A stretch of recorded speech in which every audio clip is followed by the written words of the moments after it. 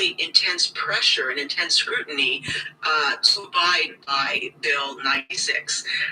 But of course, the community who pay the price. The MUHC declined an interview, but said as a designated bilingual health institution, it offers care and services to users in French or English, depending on the language preference expressed by the user. During meetings of the MUHC Board of Directors, any questions from the public asked in English are answered in English. But the Quebec community questions this policy. They have the bilingual status. Well, then let's use it. You know how the expression, if you don't use it, you lose it. No shit. That old lady said to me. Respect the rights of the English-speaking community, the community that built it, and should make sure that the community gets the information it requires. In the meantime, the MUHC Patients Committee says it's already meeting with lawyers to... The Imperial Theatre on Blurry is again facing an uncertain future. It was built in 1913, originally opened as a vaudeville theatre. On January 31st, it might have to close. Here's Christine Long. It's been a part of the Quebec cultural ecosystem for more than 100 years, hosting plays, movies, and festivals. It would be a disaster to once again lose an emblematic place. Just fuck off. Seriously. We have to protect our heritage. Like, fuck you. Protect whose heritage? Obviously not Native heritage. It's fucking ridiculous.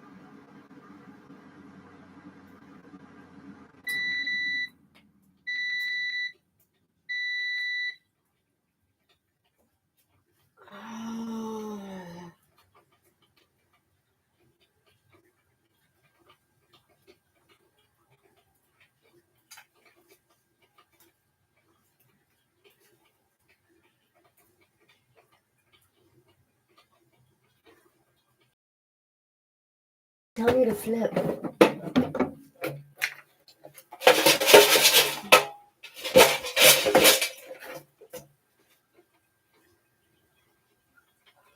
Ah.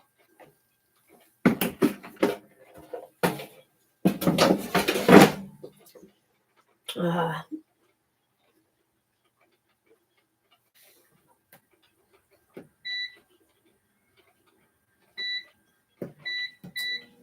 Ugh.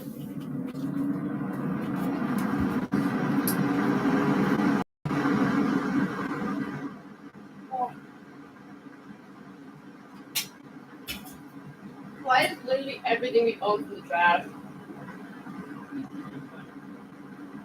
I love you. You're the best. Because the trash is awesome.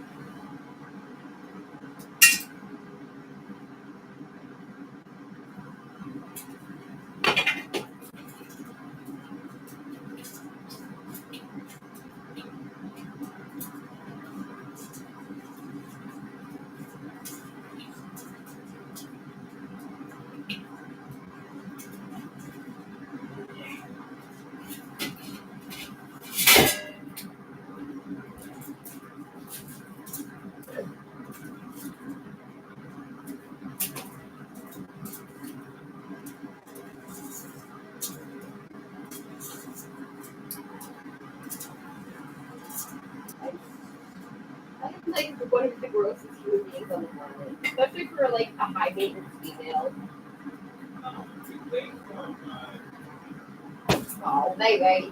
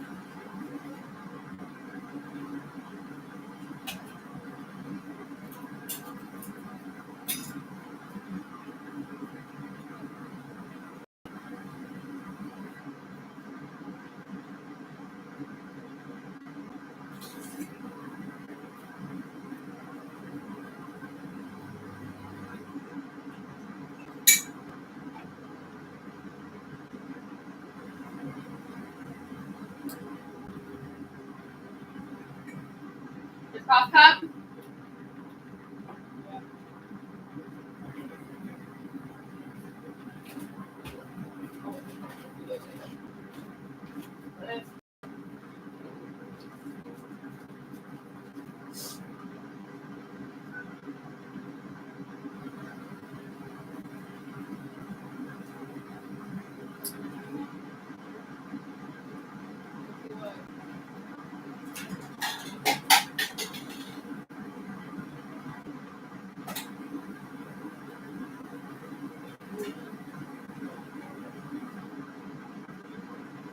Zigru!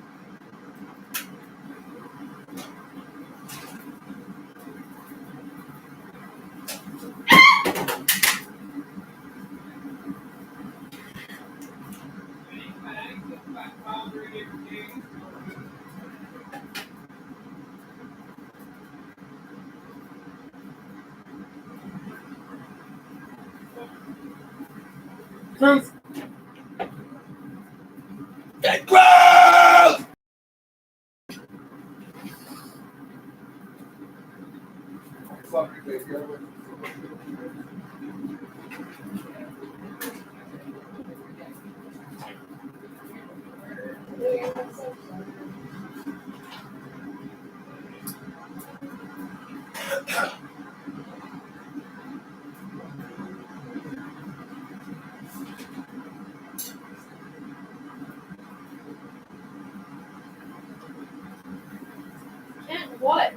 I not But be they have to pay. I do what I want. Where do you see brown sugar?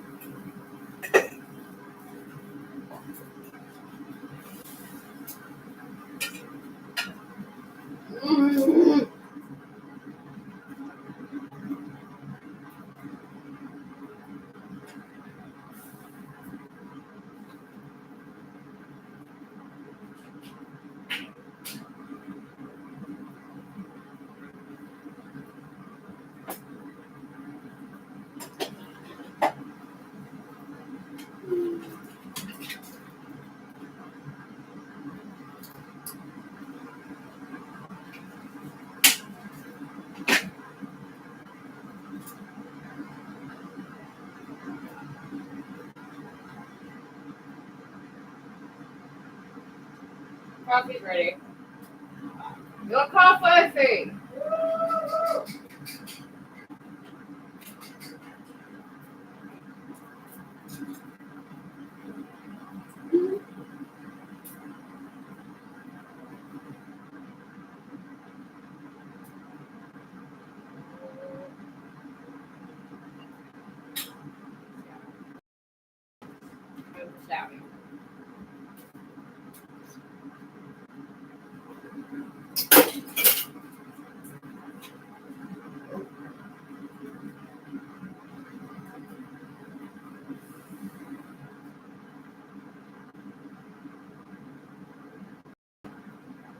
Purchase of the first and receive a pair of sunglasses as a gift. Yes, sunglasses as a gift until December 31st. St. Laurent For all the no sun. Operation-staff.com.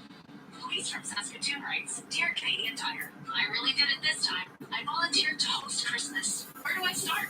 I recommend cleaning. The good news is Canadian Tire carries a wide selection of vacuums. Quality brands like Dyson, Shark, and iRobot will leave your floors so clean your guests could eat off them. That's not ready with everything you need for holiday cleaning at Canada's Christmas store. Visit CanadianTire.ca or this week's flyer for Christmas rush deals. Thinking about contributing to your RRSP and TFSA? Think Desjardins, because with the right guidance, you can. Oh, you the Desjardins brother? Think about You something fucking else. Tweedledee and Tweedle fucking Just how dumb. much you love music. You're listening You changed the commercial. Yeah. Oh. Whether you take your blood pressure at home or at your doctor's office, I it's do it at, important to have the right size on cuff. my butt. A new study from the Johns Hopkins University School of Medicine found that too large or too small of a cuff results in inaccurate What? blood pressure readings. If the cuff is too small, the blood pressure reading will come out higher than it actually is. The blood pressure might appear lower. That could mean someone doesn't get proper treatment. Doctors know cuff size is an issue, and guidelines recommend the use of a fitted cuff. Yet a lack of time or resources mean clinicians sometimes miss these guidelines. So it's important to speak up if something feels. Ask your doctor about choosing the right size next time you go for your physical. With this Medical Minute, I'm Justin Finch, ABC News. Toy sales are down, and toy maker Hasbro says it's cutting about 20% of its workforce. That means 1,100 people will be losing their jobs, and that's in addition to the 800 jobs that were cut earlier this year. Hasbro's been struggling with slowdowns in sales following a surge during the pandemic.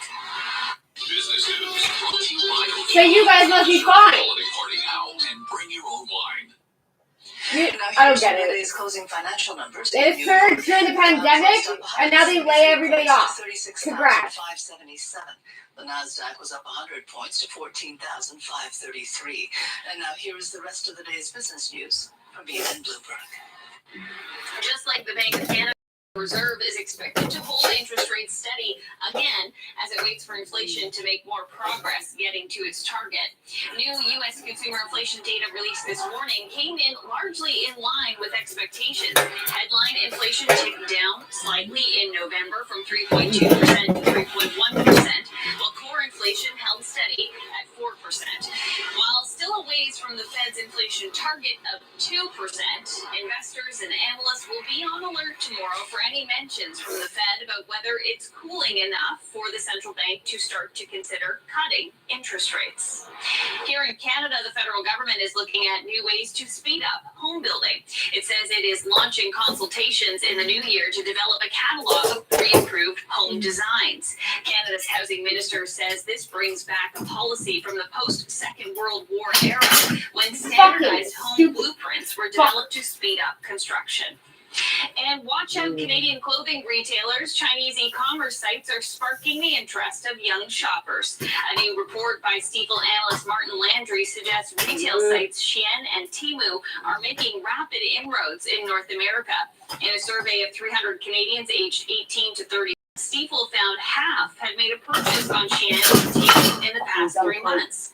Landry says the Chinese e-commerce platforms could be disruptive to Canadian clothing retailers such as Aritzia and Gildan Activewear, and even more general retailers such as Dollarama.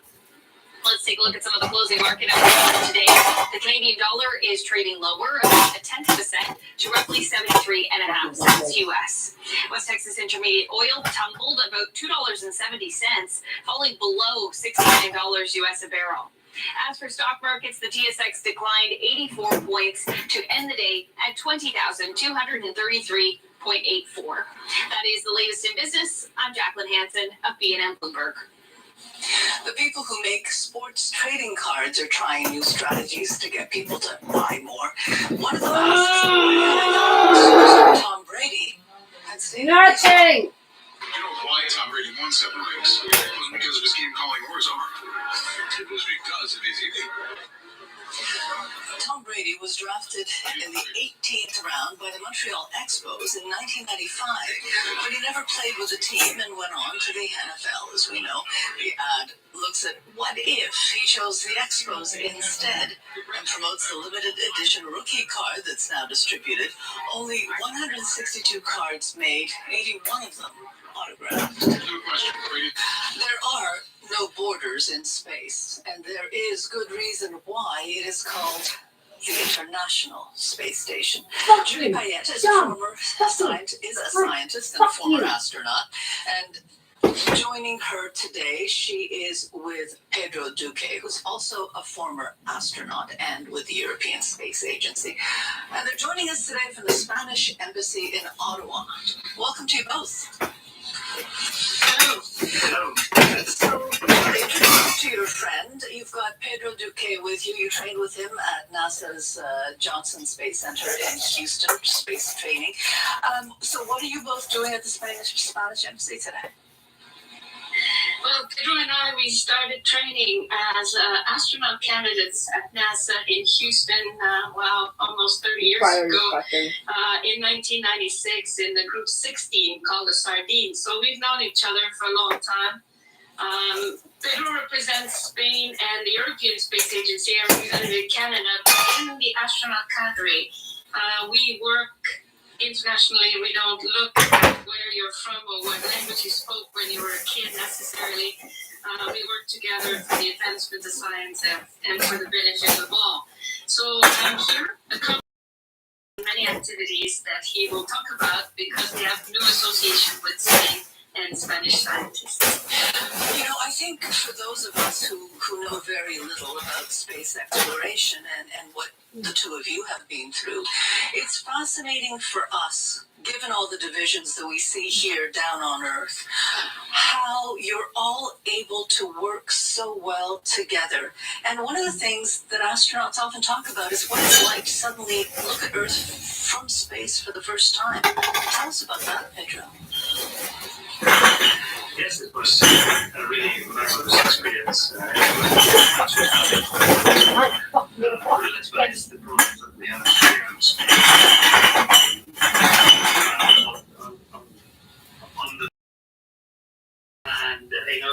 the arrangement of differences between the different people. We are here, for example, now we are celebrating science collaboration between Canada. Please shut the fuck up. I'm fucking believable.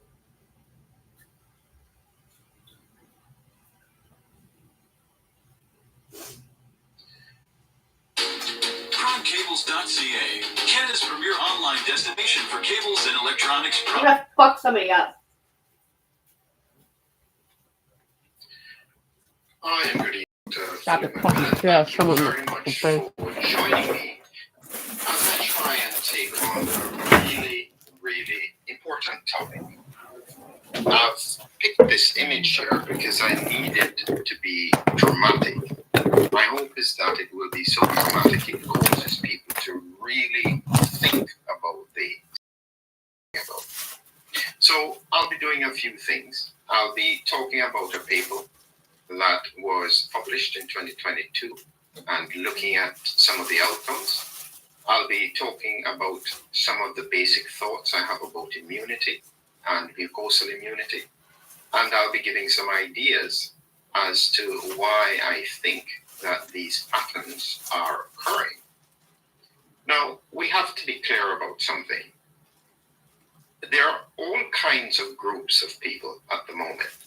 Some people believe that the virus is not serious, and so it's just a cold. I think that's very dangerous, because the more we are learning about this virus and the origins of this virus, the more we're starting to realize that if this was developed, it's not going to have the normal characteristics of a virus. That's the most important point to reflect on. You have some people who are unvaccinated, who, as far as they're concerned, they are fine. I think that's a very dangerous perspective because of what I'll be showing you. You have another group of people who are vaccinated, and as far as they're concerned, if they're vaccinated, they're protected. That's clearly not going to be true. This is relevant to every single cohort of individuals in a society. The only people who seem to be able to avoid this are probably in Africa, because there is no pandemic there, unless they've changed something recently. But this was always the point from in April 2022, where the pandemic was over after they faced Omicron. We see now in highly vaccinated regions that this pandemic doesn't look as though it can be over. So let's get back to the reality of what I call the slow kill of COVID reinfection. And what I'm looking at here is a very important paper. And as I said, this paper was published in September, accepted in September 22, published online the 10th of November 2022. I have seen this paper, but for some reason I didn't actually look at it in detail. And it popped up in front of me recently, and I think that I really had to look at the relevance of it. This was from the USA, and they were looking at a cohort of people who had COVID infection and reinfection, and they compared them to a non-infected control. And this non-infected control here is about 5 million. So really a significant cohort of patients that they were looking at. They were looking at what they call the Veterans Affairs National Healthcare Database.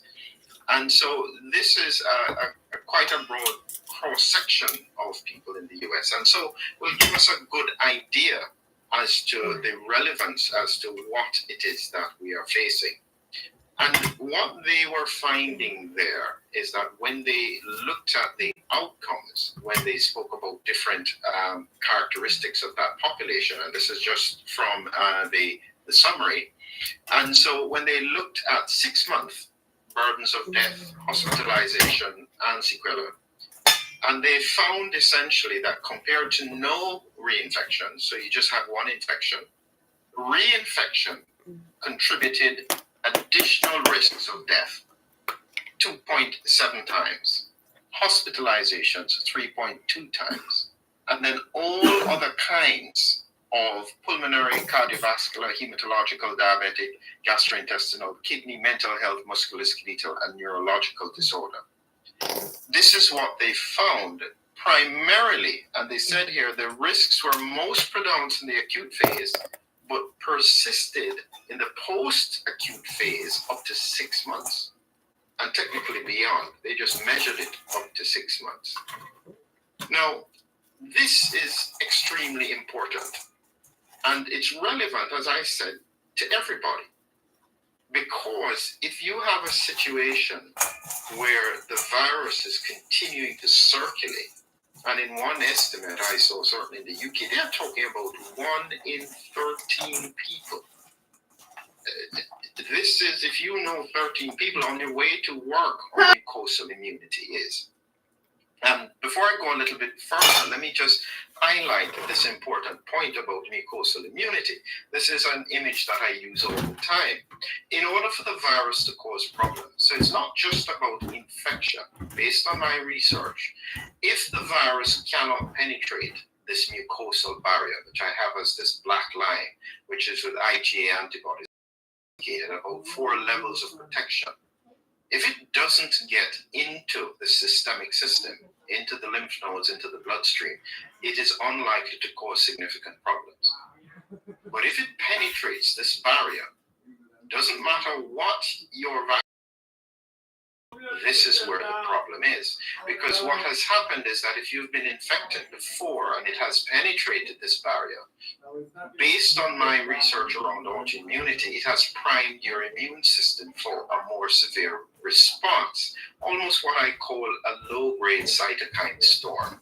Not the same one that killed people with regards to lung disease, but very similar in my research autoimmune response. So this is not to be ignored. So let's with regards to this. This here is again from the paper, and I find images tend to be better. When they looked, and this is across all of the cohorts, this is not just about vaccinated or unvaccinated. When they looked at all-cause mortality, just any cause that people died, this black line here represents what you would call the point at which, if the bar is on here, there's no significant difference. You can see down at the bottom here, they have the numbers 1, 2, 3, hazard ratio, and you can see that in terms of all-cause mortality, it's all the way out here. For hospitalization, so this is not necessarily people dying, just them getting admitted into hospital within 6 months, it's all the way out here.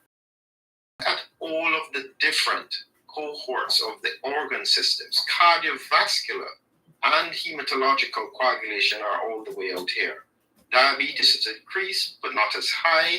A lot of people would have fatigue, gastrointestinal symptoms, kidney disease. Goodness gracious, look how high this is after reinfection, and as well, lung responses. Neurological is still high, but not as high as these here. So pulmonary, kidney, coagulation, and hematological, cardiovascular.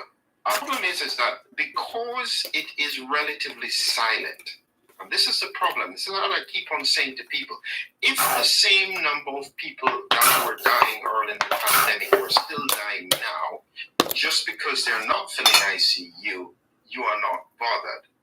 That's a problem. That is a real problem, because just because it's not dramatic and not necessarily so visible, it means that it can be ignored. And this is exactly what seems to be happening across the board. Here again, in the context of, this is again them looking at this cohort, looking at the risk burden of sequelae in people with SARS-CoV-2 reinfection versus no reinfection by vaccination status before the reinfection, okay? And so this is why I'm saying to people, this matters across all cohorts. So they have no vaccination, 1 vaccination, 2 or more vaccinations. And when you look at all-cause mortality, this is still not a vaccine. There is still significantly increased risk. Similarly, what is very interesting is one vaccination has the highest all-cause mortality. And this is a very important flag that needs to be addressed by public health. They need to figure out why the heck this would be so. Why did they only take one vaccine? Was it because they had side effects? And this is still higher than no vaccination, but all groups are at risk. And so it's no longer about which one. We just don't want to get a reinfection. Hospitalizations across all groups, again, is very similar. And you can see going down the line, everything is beyond this dotted line. Higher risk in every single cohort. Doesn't matter your vaccination status. Granted, it's slightly higher in terms of all-cause mortality, but the point is, it is still a risk across the board. This is extremely serious. There is no easy way out of it. Now, you have to remember, politicians are busy worried about their particular situation and how to explain away the mistakes that they have made, not recognizing that we are in an absolute nightmare of a situation. And I highlight this is in highly vaccinated regions because the population cannot control the circulation of Omicron. The reality, based on all the evidence, is that the immune system is still geared towards responding to the original Wuhan virus and therefore cannot deal with Omicron in highly vaccinated regions.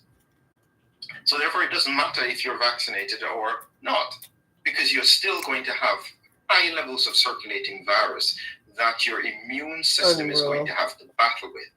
And you have to remember that your immunity fluctuates. It's not always the same. And so you may find on a day that you're very fatigued or not, the virus, because you're continuously exposed to it, can break through. And that's the reinfection. The trick is how to reduce the reinfections, because it is irrelevant anybody's opinions at this point. The data is telling us that this is extremely serious. So here is again another Yeah, but probability. This is another and they have to work at the speed of science. Paper. And so again, it's showing you just in a different way risk and burden of all-cause mortality, hospitalization, at least one sequela in the acute and post-acute phases of reinfection versus no reinfection. And you can see here again, the outcome here is all-cause mortality. So what you have with is here in a timeline, 30 days, 60 days, 90 days, 120, 150, 180 days. And again, your dotted line here would represent no change. Within the first month, that's the highest risk. And you can see it here in terms of a bar chart. It continued out even for a year. So this is across all-cause mortality, elevated for hospitalization within a month, elevated for at least one sequela from infection. This would be the long COVID type of picture that could happen. And look at this after 6 months in terms of just one outcome that doesn't quite resolve, whether or not it's just joint pains or if it's just fatigue or just headaches. This is significant morbidity at the population level. And this is probably why we are seeing so many people who are out of work. This, from a health point of view, there is nothing that could be described as more serious than what we're seeing at the moment. And again, here is the other point. I'll show you one other image here, another figure from the paper. So again, the link is in the description, so you can go and take a look at this yourself. So again, this is risk and burden of sequela by organ system in the acute and post-acute phases of SARS-CoV-2 reinfection versus no reinfection. And they're looking here at the different organ systems. This is cardiovascular or heart, coagulation, hematological, diabetes, fatigue, gastrointestinal, mental health, all the way down. And you can see again that the risk is highest in that first 30 days, but it remains all the way out to 6 months. Cardiovascular seems to stand out as the most serious outcome. And this is probably part of the reason why we're seeing a number of these what we call sudden deaths or younger people dying, and it's because of these cardiovascular outcomes. Now, you have government agencies arguing that this is not because of the vaccine. You then have a group of patients saying that this is all because of the vaccine, and they're missing the point. It is the combination. It is when you put both things together that you have these horrific outcomes. It is quite likely that if you looked at the vaccinated cohorts in areas, again, like Africa, where the pandemic is over, you're not going to see any problems. But when you combine this, it is like an epoxy resin, two different resins in different tubes. On their own, they don't really make a difference, but when you put them together, you get something that is completely different. And this is what I describe as the slow kill of COVID reinfection. And as this continues to go, you just have to remember that as each round of infection goes, that risk increases. Now, this here is my description from an autoimmune point of view. When I started, my focus was on autoimmunity to ACE2. After 4 years, there is still nothing I have come across that more clearly explains every single aspect of COVID-19 than autoimmunity. My only difference was that I thought it was primarily ACE2 until I found that there were all these other proteins that attach to the spike protein. So you just have to imagine that this virus gets into your bloodstream and starts collecting all of these proteins on the surface of it. When the immune system picks this up, it has to assume that all of these proteins on the spike protein are part of the spike protein and therefore make antibodies to it. To me, that seems blatantly obvious.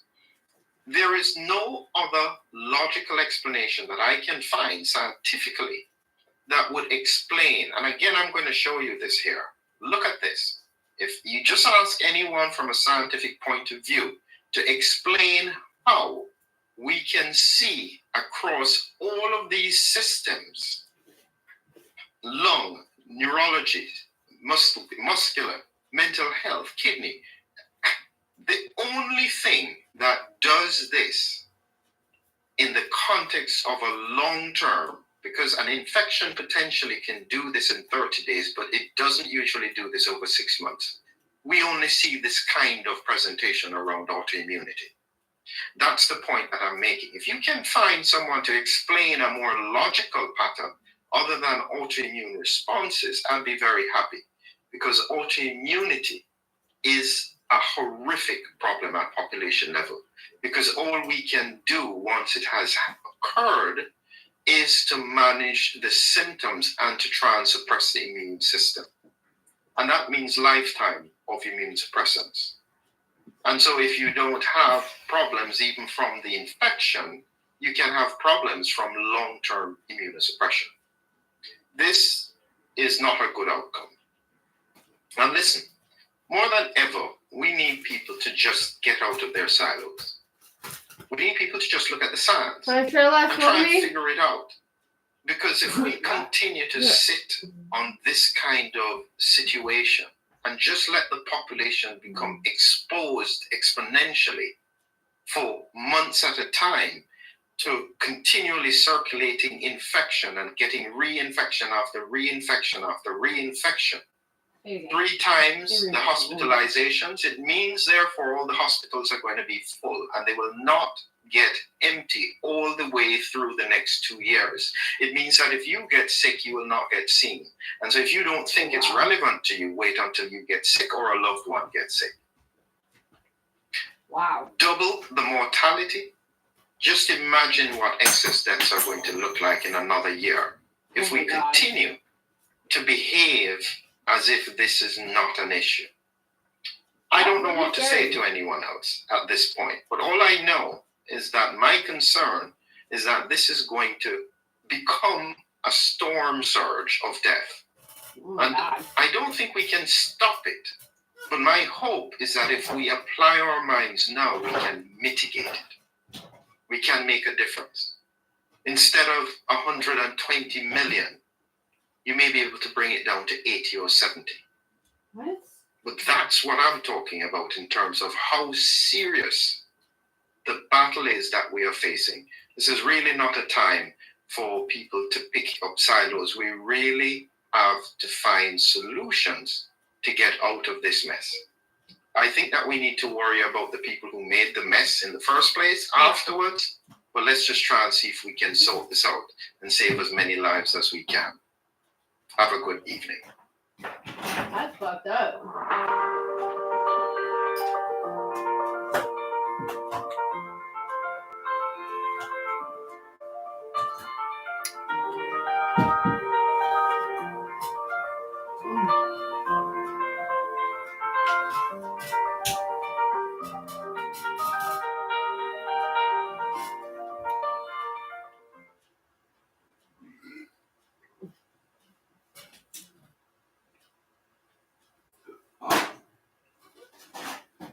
New SkinCeuticals AGE Interrupter Advanced smooths visible wrinkles and restores firmness. If you want to be successful in life, it really will come down to the rules that you play by. For most people, accept them. That works fine in periods of stability and prosperity, but it becomes disastrous in moments like this, which are marked by rapid change and uncertainty. Even if America is the current collapsing Roman Empire, a new set of rules would allow us to navigate both the dangers. To that end, I bring you Constantine Kissing. The West has become very uncomfortable with the idea of power. Exercising power, exercising force, exercising authority. I'm doing. And when you have a... Doesn't mean that Hillary would have been a good choice either. She was a terrible choice. She's a corrupt politician, one of the most unlikable people that's ever run for office. They were trying... Okay. Oh, cool. Yes.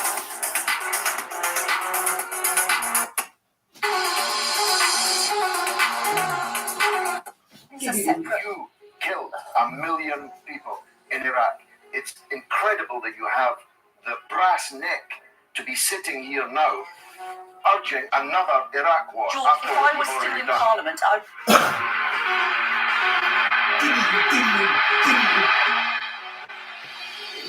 Is that fucking crazy when you think about it? 1 million people. Like, you and I is kids. Yeah. That's not a bus. I never yet met a king that was ready to... I remember. I used to watch this guy on RT. hand out weapons to millions of his citizens, and so King Abdullah of Jordan is not unusual in that regard. But the masses in Jordan are aroused, they are on their feet, they are utterly conscious of what's happening, and they know what the Zionists are. It's going to impact the British election. I'll be giving a speech in Birmingham at the weekend, as you know, at the Workers' Party Congress. What? President Arafat used to say to me, "We are not red Indians." Never accepted their fate as a victim of European colonialism. They have kept their flag flying high. They have kept their struggle alive. They have kept their name, if not on the world's map, then on the world's mind. And everywhere you go,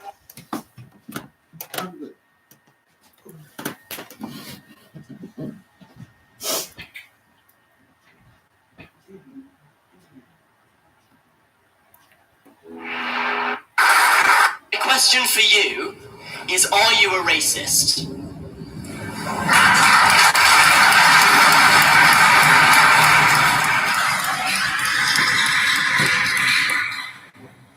why are you applauding that? What kind of people would applaud that? Thank you. Yes, sir. You've sat through the last... What kind of people are you? What kind of people applaud that? I agree. Are you applauding someone asking me if I'm a racist? What kind of people are you? Or do you just applaud anything? Yep, they do. Do you just applaud anything? They do. You made a better job of They're it than fucking your brain friend. dead. I'll grant you that. Talking to me in a language I don't understand and then waving an Israeli flag in my face was not, I suspect, the finest moment that he will experience in what I hope is a long life in public affairs. I'll let you in on something you don't know. I'm one of the few people on the left in Britain who traveled the length and breadth of apartheid South Africa as an underground agent of the African National Congress led by Nelson Mandela, then in Pollsmoor Prison in Cape Town. That is very impressive. Therefore, the subject of apartheid is particularly important to me. The question of racism is particularly important to me. And in parenthesis, let me tell you how many of you went to fucking Africa? Throughout the entirety of my time underground in South Africa under apartheid, every house I slept in, every dinner I ate, every car I drove in was provided by Jewish activists of the African National Congress. So Jews don't have to be on the side of apartheid. They don't have to be on the side of racism.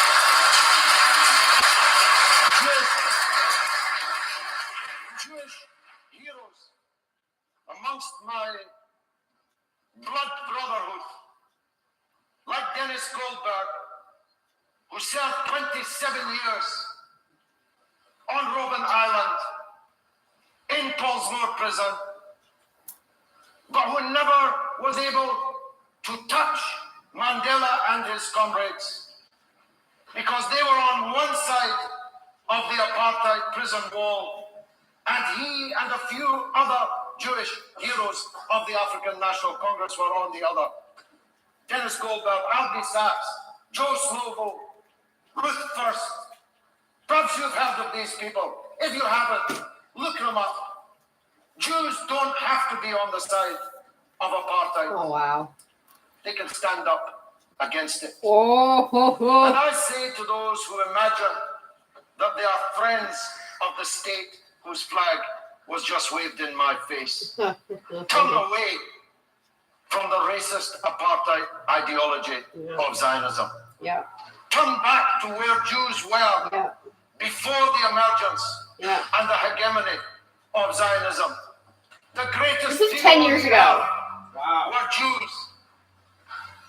The leaders of the socialist, communist, trade union, liberal, enlightenment throughout the 17th, 18th, 19th centuries were great Jews. Marx himself was a Jew.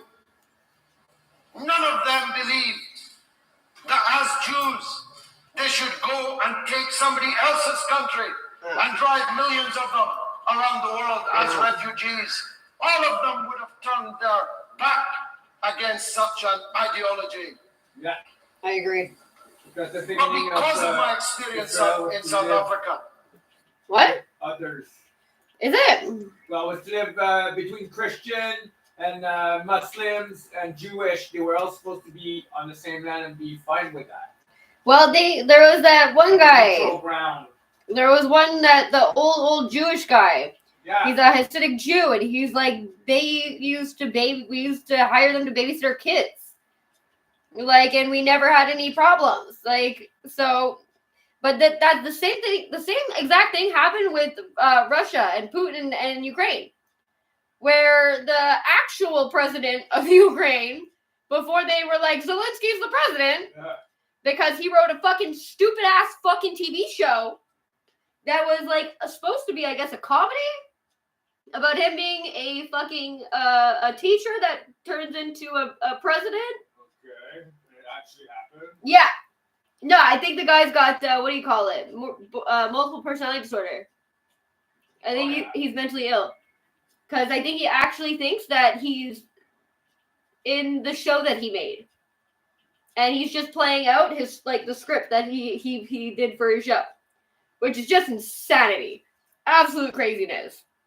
But, like, the initial president of Ukraine was sitting with Putin before the actual, like, military was sent over there.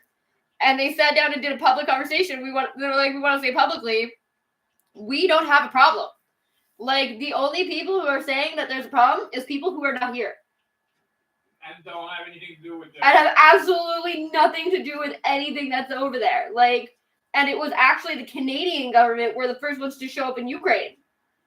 And it was like something to do with they had military operations near the border of Ukraine. And they were like, yeah, because there's a military base right there. Right there. And they always do like military drills in that area. Because, this is not a new guess thing. What? Military base does military. Yeah, I know. Crazy thought. I know. But yeah, and Canadian military were like, they're our allies. I'm like, since when? Like, when did this happen? This is news to me. Yeah, but like, this is news to me. I just like, I don't know. I don't really even know people from Ukraine. I know people from Lithuania. Tina, Urbana Vicious. It was fucking terrible there. And everyone in Lithuania, it's all run by like gangsters. Wow. And it's super fucking terrible to all the men are terrible to their women. It's like, yeah, Lithuania is a fucking terrible place. Especially if you're a woman.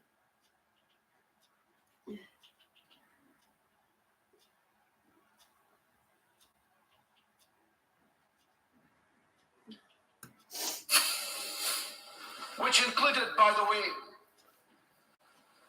being battered and bloodied by a Scottish South African policeman called Campbell. It's one of the reasons why I hate Mr. Campbell. Oh, wow. So What the fuck? Based on a real person. All these people in Peaky Blinders are based on real fucking stories. in South Africa. This is a crazy show. Which included, by the way,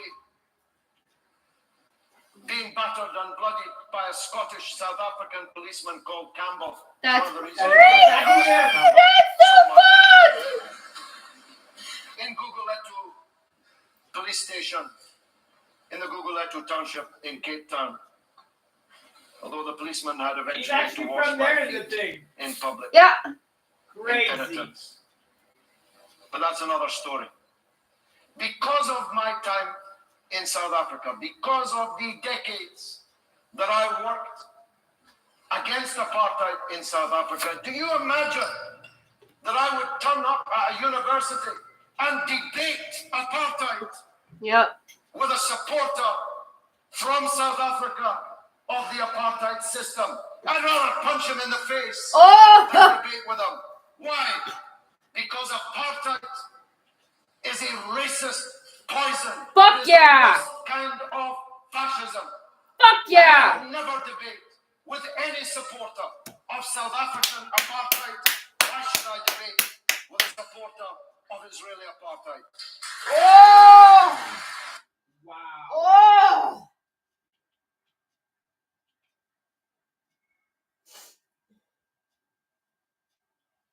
Expedia. All your trip, all in one place. Download Yeah, the but the lines at the airport are just so long. It makes you take off your shoes. Mr. President, right honourable and honourable gentlemen, gallant officers of the military, there's an awful lot of fighters in here. Have you noticed? They're all ready to fight. I would have opposed this motion in 1933 for the reasons adumbrated by my colleagues in their opening speeches. In fact, I would have been the first in the queue at the recruiting office had I been alive to fight fascism. Indeed, I would have been agitating to fight fascism in Spain 3 years before the Second World War. In 1936, both of my grandfathers fought fascism under Montgomery, all the way from El Alamein to Monte Cassino. I'm a former boy soldier, Lance Bombardier, Royal Artillery, Battery 2, Army Cadet Force. Cool. I'm a former cadet. Oh, no fucking way. At Poole in Dorset. I'm not a pacifist. In fact, I'll go 5 rounds with Tobias Elwood after the debate if he's up for it. And I'm twice his age.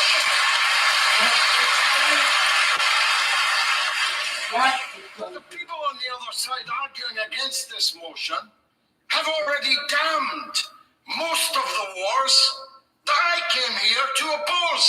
You even opposed the First World War, and the Afghan War, and the Iraq War. So why not this war? Tobias Elwood tells us he opposed the Iraq War. I missed that when I was leading the fight against it. But I'm delighted that nowadays you cannot find anyone who will support these wars that our politicians gave us in this 21st century. You are quite wrong, yes. Successful military interventions such as in Bosnia and Sierra Leone, do you not agree that it is possible to successful military intervention? No, I don't agree with the intervention in either of those cases. A better case could have been made for the Falklands. An intervention I did support. Put that in your pipe. Because that was a direct attack on British people, British citizens. And I supported it. But the examples you give are not good ones. I'm sorry I gave way to you. I'm not going to dwell on the king. It's just as well he's got a divine right to be king, because nobody would ever have picked him. All his own family. On this day, in 1649, on this day, the Rump Parliament, a better parliament than we have today, passed the following motion. The office of a king in this land is unnecessary, burdensome, and dangerous to the life and liberty of the people and public interest of the people of this nation. Yes, sir. I wish the Parliament would pass that motion today.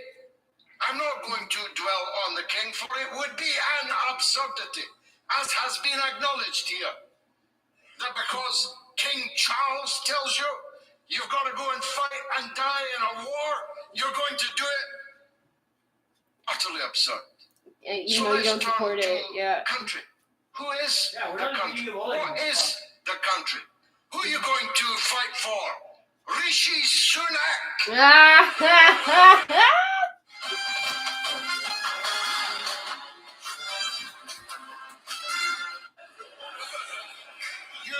You upbraided the lack of height of my colleague. Have you seen Rishi Sunak? In fact, if you put Zelensky on Sunak's shoulders, you get a Napoleon. These are small men. Give him a blank check. Yes, I'll fight for you, Rishi Sunak. You only have to roll the name. Or his predecessor. What was her name? Liz Truss. Are you telling me that if Liz Truss said you had to go to war and die, you'd do it because she was the Prime Minister? Yeah. Tony Blair. Yeah. Tony Blair, yes. I knew you were an idiot from the Sunderland. Oh!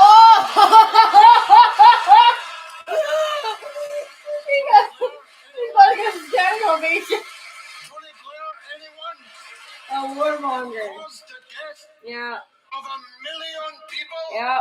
Oh, yeah. And counting, who cascaded fanatic Islamist extremism around the world. You called them spores, the murder cult of ISIS, Al-Qaeda, the head-chopping throat cutters, the million dead Iraqis. And you want to do it all again by signing a blank check to Tobias Elwood? He told you, did you notice the word that the caveat that he slipped in for you? There's no conscription yet, he said. Did you notice it? He was on television less than 2 weeks ago calling for martial law. Yeah, they want to bring back the draft. In this country, in which case, I saw your lips move on Sky News I saw your lips move. I find it hilarious that like a lot of the people who are like down to bring back the draft, I guarantee you, if it had to do with their kid going back into the war, they would not have the same opinion. They want people to be drafted but not their own family members. And go off to fight and die on the question of whether Kupiansk is on one side of a line when it's been in 4 different countries in the last 100 years. You ready to die for that? Because I'm not. Huh. And I'm not ready, for sure, to give a blank check to politicians to command my loyalty. Yeah. My loyalty is to God, to my religion. Yeah. I believe in St. Thomas Aquinas' concept of the just war. I'll fight in a just war. Yeah. If somebody attacks us, I'll fight Yeah. them. I agree. Getting on in years as I am. I'll tell my son to go and fight them. Yep. All Damn of my straight. sons, all of my daughters. Yep. For a just cause. Absolutely. But you're not fighting for a just cause. That's right. If you sign up to the concept that you will fight for king and country. Yeah. Because that's an unqualified. You don't even know what you're going to fight for. That you are making. But that's my what colleague was mocked the whole point of the army is you that there are take orders and don't ask. In which, what does that bell mean, by the way? Some people have spoken for 20 minutes. She pointed out there are circumstances in which we would fight. Now, I saved this last bit for little Ben Wallace, who I was told was coming here tonight. And frankly, he's the only reason I'm here, and he didn't show Oh, wow. You're going to fight with what?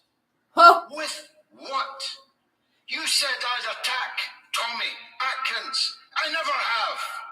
I attack the donkeys that exploit the lives and limbs of the lions that they send into these wars.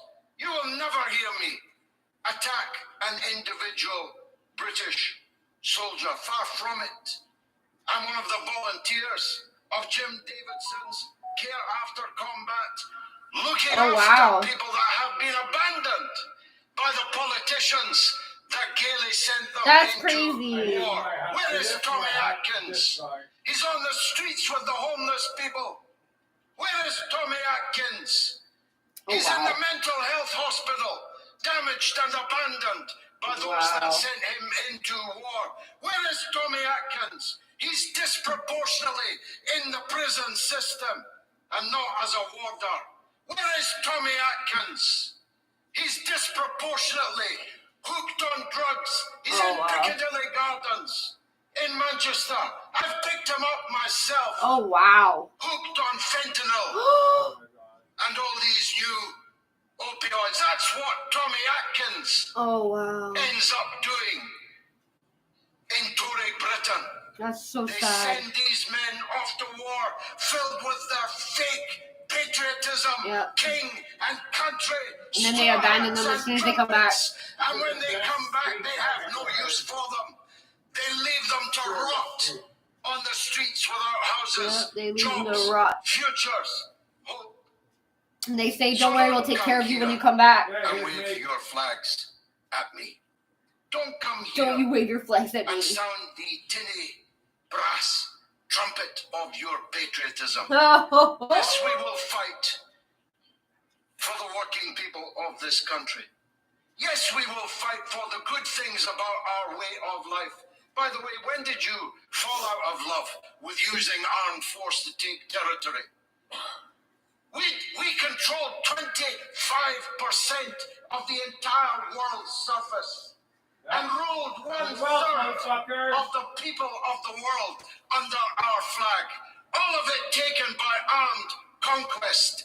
All of those people held in subjugation by the British Empire, and now they want to parade as if they were Boy Scouts that oppose people's territory by force. These hypocrites. Robert Burns, my national poet, put it this way in an ode on the occasion of a national thanksgiving.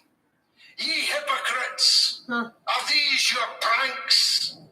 To murder men and gie God thanks? Halt, desist, go nae further.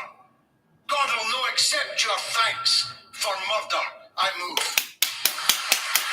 That was fantastic. That is so fucking good. That was so really fucking good. God will not accept your thanks for murder. I fucking love that. Don't fucking try to say it's because of your fucking religion and you're doing right by your religion, because you're not. That's a bullshit fucking cock of shit. Like, no, I used to watch this guy on RT with the guy with the frizz. That's funny. That's why I remember it.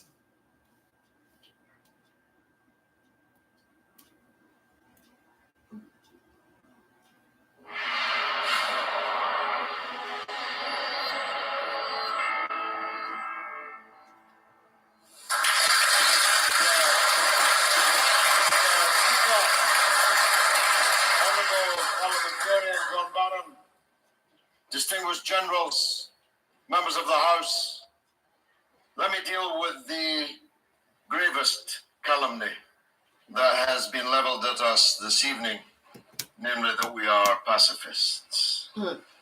Captain Barron is no pacifist, and neither am I, and I'll fight any man that says I am. We're not making this proposition this evening because we're pacifists. Neither are we in any sense second to the honourable gentleman opposite in our determination to see the defeat of ISIS and Al-Qaeda.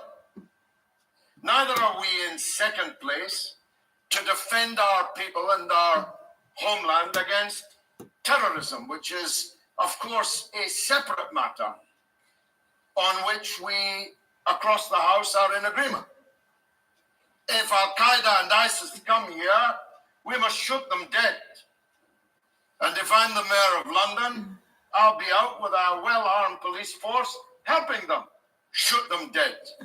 This is an entirely red herring, a straw man introduced into this debate in order to confuse. I want to see every member of ISIS and Al-Qaeda and all the other organizations like them dead on the battlefield. The difference here is our contention that the words Western intervention and ISIS really oughtn't to appear in the same sentence. Because, of course, the West are responsible for ISIS. It was the West who created ISIS, both directly and indirectly. Don't shake your head. Even Tony Blair accepts that. Wow. President Obama made the case very clearly just a month or two ago. ISIS, he said, grew out of our invasion and occupation of Iraq. Oh, wow. It's an example, he said, of how we should aim before we shoot. And he was right about that. But what is less well known, I'm giving the information. What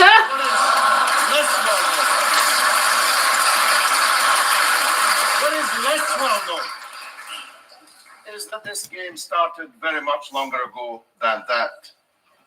How did the Taliban and Al-Qaeda come to be? They came the British and American governments principally using the money of the same satrapies in the Persian Gulf who are paying for the war in Syria now, built up this monster. Because if that happens here, fanaticism and extremism. Don't believe me? Watch Rambo 5. Watch Rambo 5 and see the dedication at the end of the movie. It goes back even further than that, but I've only got 8 minutes, and it takes me 8 minutes to get my name and address out, generally. So I'll make my point that our culpability in the creation of ISIS is unanswerable, even from the mouths of those who are principally responsible for it. We're responsible for it. I'm giving the information, son. To the four winds, all the pieces of Iraq that have not yet, may never be put back together again. Oh, wow. The reason we've got ISIS is because the same United States. And the reason we don't anymore is because Trump have been pouring money, material, weapons, political and diplomatic and propaganda support for the rebels. And every gun, every piece of material that we delivered to the battlefield in Syria ended up in the hands of either ISIS or Al-Qaeda or one of these other groups. That too is not contestable. Yes, sir. Just because we may have a historical responsibility for the actions, the creation of ISIS, doesn't mean we have not learned from our mistakes. Oh, trust me, brother. we have not. Anybody listening to this debate is only too well aware that you haven't learned from your mistakes. Oh yeah. No, we're white. We don't learn. We don't fucking ever learn. 300 years later, and we're still making the same fucking mistakes. We had a young woman up here saying we needed to educate. No, your point's finished. Somebody actually came here in Oxford and said we need to educate the Iraqis. What? The Iraqis were teaching algebra when we were painting our faces blue and living in the forest. We're not so good at that anymore. We're not so good at that anymore. We ran away from Basra under fire. Whoa. We're running out of Afghanistan. You need to educate the Iraqis. Look who's sitting there, though. Wait. Okay. Military skills. We're not so good. Okay, well, it's a bunch of fucking senior military guys with medals and shit, and they're sitting there with their arms crossed. They are fucking The United pissed. States withdraw from Iraq, beaten by the resistance of the Iraqi people. We're running out of Afghanistan, and we'll be very lucky if it's only the Taliban that come back to power. Because competing against the Taliban is ISIS. The Taliban are the moderates in the fight that's about to ensue. So the West is a military failure, with all respect to the honourable and gallant officers here present this evening. And where's all this money coming from? Where's all the soldiers coming? How many of you are going to put a tin hat on and go and fight in Syria? Yep. Not many, I'll warrant. But where's the money coming from? No, We instead can't they keep sit our on a old fucking age computer with a pensioners fucking warm in Atari, the and they winter fucking time. bomb the shit out of them Children to remotely. go around the world, setting And they fire say, to other oh, we people's fought in a war. countries Like, you didn't over fucking do and shit. over again. And even go back to the same countries and set fire to them again. I never heard such ridiculous nonsense. And by the way, the Iraqi army have liberated Tikrit, have liberated Ramadi, will liberate Mosul. Let's give them every support, no doubt, but they don't need Tommy Atkins and his gun to appear there and do it for them. And I've got news for you. The Syrian Arab army, a mainly Sunni army, is winning the war in Syria. Not Soon be anymore. over. ISIS and Al-Qaeda will soon be defeated. And the last thing they bloody well need is you lot turning up.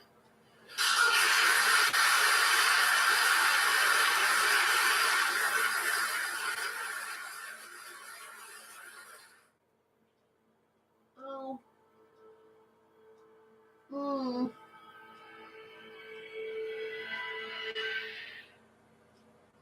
Graphic design's my thing. Fuck Accounting is not. So Uncle Frank helps out. Uncle Frank can't do my books forever. Get a complete view of your business. Success starts Oh. with QuickBooks.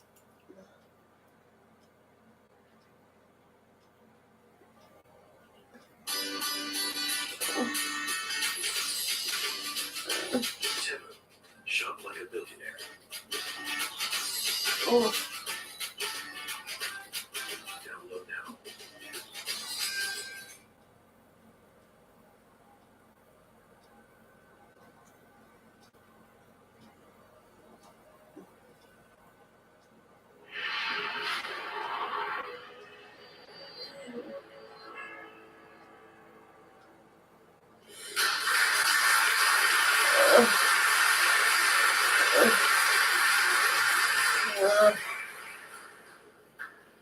Mr. President, please accept my gratitude for the opportunity to speak. It's an honor.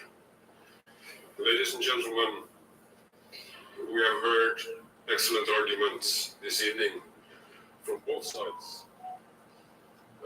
Since I'm going last, allow me to argue that the historic context that has been described, as well as the moral aspects, the legal aspects, as well as some leadership aspects, argue against this motion. I serve on a daily basis at NATO headquarters. NATO has tremendous force, conventional as well as nuclear, but we possess all this power and enjoy strong cohesion among 28 democratic nations because we seek peace through strength, firmness, predictability, cooperation, and dialogue. We build and maintain cohesion through tough discussions, disagreements, and compromises because we all agree that all this might is there to promote peace and create stability, to avoid resorting to military means. My own experience as well as history argue that military force is destructive, and it often creates more problem than it solves unless employed within a wider political purpose and a comprehensive framework. But as little as we want it, the use of force remains a critical ingredient to deter as well as to defeat the service of peace. Shut the fuck up. In sum, an argument for better utilization of military force, not for more or less. Arguing for use of force must not become an argument against peace, against Expedia. All your trip, all in one place. Download the app. Know what the Zionists are planning. But, planning is one thing. Being able to execute that plan is a very different thing. The Israeli army is currently getting a bloody good hiding in Khan Yunis. They have lost up to 100 soldiers dead. And recent figures showed that at least 4,000 Israeli soldiers have been wounded in the last 60 days or so. So since the ground invasion began, the Palestinian resistance has destroyed hundreds and hundreds of tanks and armored vehicles and other assets of the invading army. They have killed an unknown number. We only know the number today approximately, but that number is at least 80. Now, Israel is not a country that can, in the way that Russia, for example, can and has, sustain significant military losses. If you lose 80 soldiers in a day in a battle, a point blank, with the resistance forces in an invasion of Gaza, you will not be able to do that for many days. If that were to continue for many days, it would begin to have a disproportionate military and political impact on the plans of Netanyahu. It's very much more likely that Netanyahu will be toppled, will fall from power, than that he will be able to succeed in driving the Palestinians into Sinai, in Gaza, from Gaza into Jordan from the West Bank.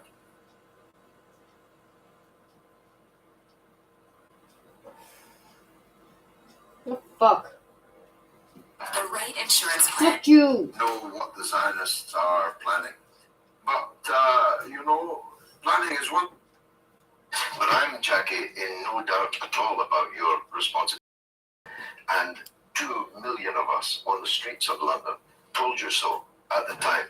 And for you now to try and wash your hands of your share of the responsibility, I'm afraid that's a spot that will not out. All the perfumes of Arabia These will are not two expunge different. that spot. And all of your poetry, George, doesn't prevent people from being murdered and massacred in Iraq. Wow, and Syria at the moment. what I'm a not washing my fucking hands of what happened in the crazy past. bitch. That is a separate. Killed 1 million people in Iraq. It's incredible that you have the brass neck to be sitting here now urging another Iraq war. George, after if what I we've was still already in done. tomorrow, living up to my responsibility to answer the call of the Iraqi Why aren't you in government and Parliament? people to help to support them, and the fact that you aren't is something that you will have to live with. Let me ask a final question to you, George. If not bombing, if not intervention, how do we deal with this cancer? Give Iraq the weapons that it's already paid for, but haven't been delivered. Strengthen the Peshmerga. Strengthen the governments of Iraq and Syria, and ask Saudi Arabia, Turkey, gone, and Iran so to fight this battle. It's their battle, Yeah. not ours. I super agree. It is their battle. But without fucking war, we have nothing, so.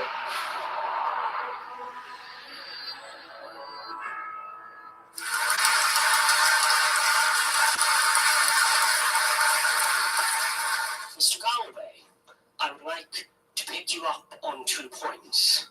Firstly, you claim that you do not wish to see the Middle East ruled by tyrants, but you have filmed hugging Saddam Hussein. And secondly, your obsession with not deploying You're a trans. bloodshed. If we had done nothing in Libya, Benghazi would be a bloodbath. Us doing nothing in Syria has led Syria to be a bloodbath. But your obsession with imperialism, when people cry out for help, we need our help for the very freedoms you advocate, instead of branding ourselves imperialism over historical guilt.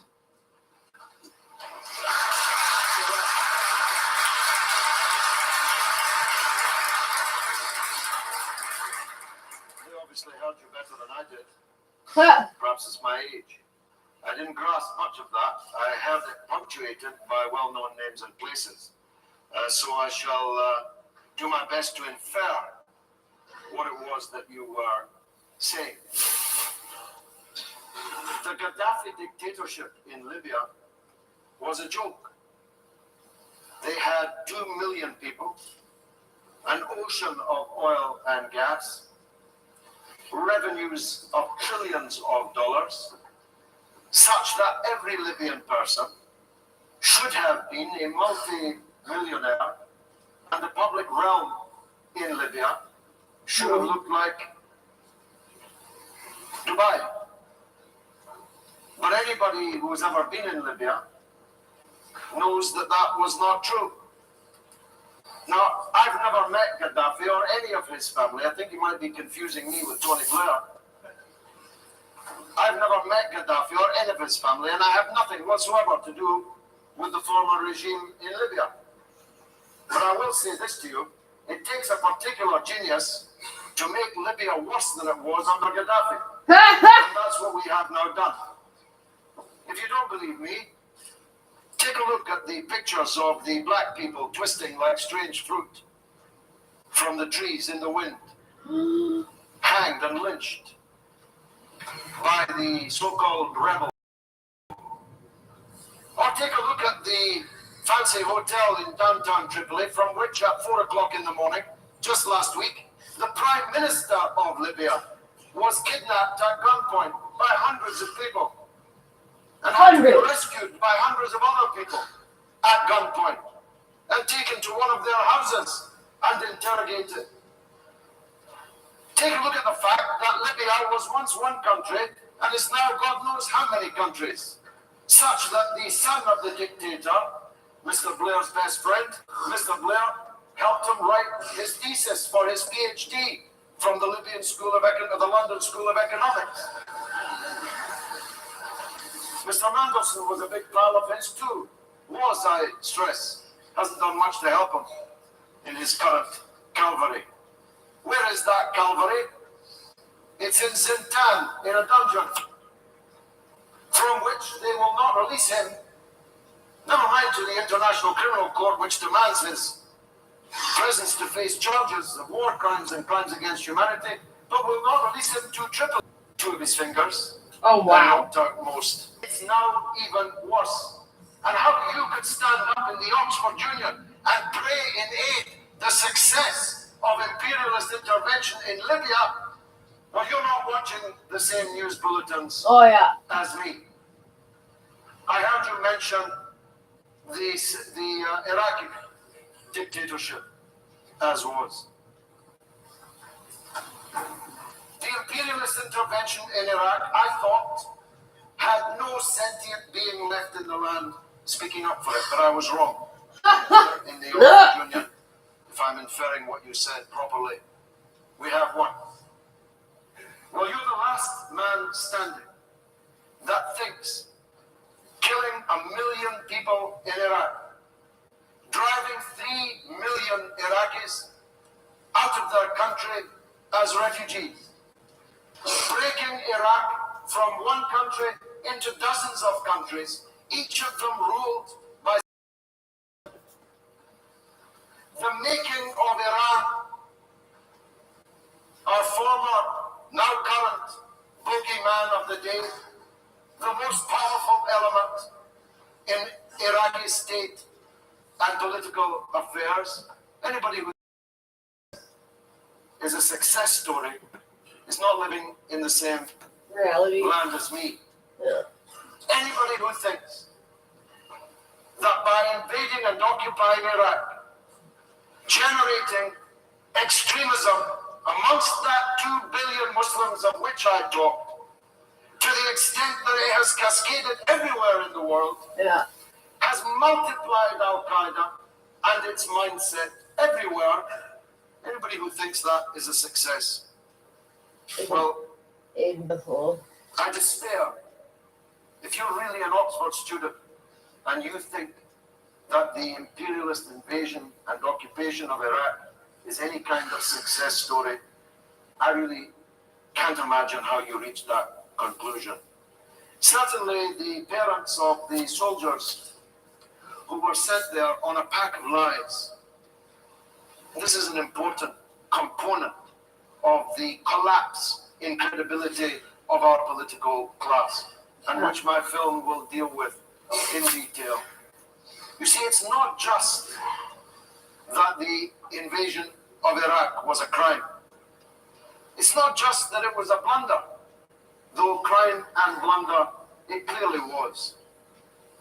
It's that it was all done on a pack of lies. A false, fake casus Yeah, but belli so was fucking was constructed. Vietnam and Hiroshima and all the other fucking places that we invaded, saying that they were coming for us first. There are small towns. Like, we've made this mistake before. There are big towns. Like, then I feel like the general fucking population of the entire planet has been pretty fucking patient about it. Details of the But how many times can you be like, whoopsie, sorry? Like, sorry, not sorry. as he called himself, and a pirate captain. Ordering the pirate ship to halt, Alexander demands of the captain, how dare you terrorize these waters as a thief? And the captain answers back, how dare you, as you please. That's the world we had then and have now. That Blair and Bush can call other men tyrants, dictators, rogue states, failed states, states that have to be invaded and occupied. I finished the answer to this with how I started. Did you imagine that the Iraqis would respond to the invasion and occupation of their country any differently? How would we respond to it? Yeah. Responded if Hitler had invaded and Yep. occupied us. If you did, that means you think Iraqis are less than us. I know that that's not true.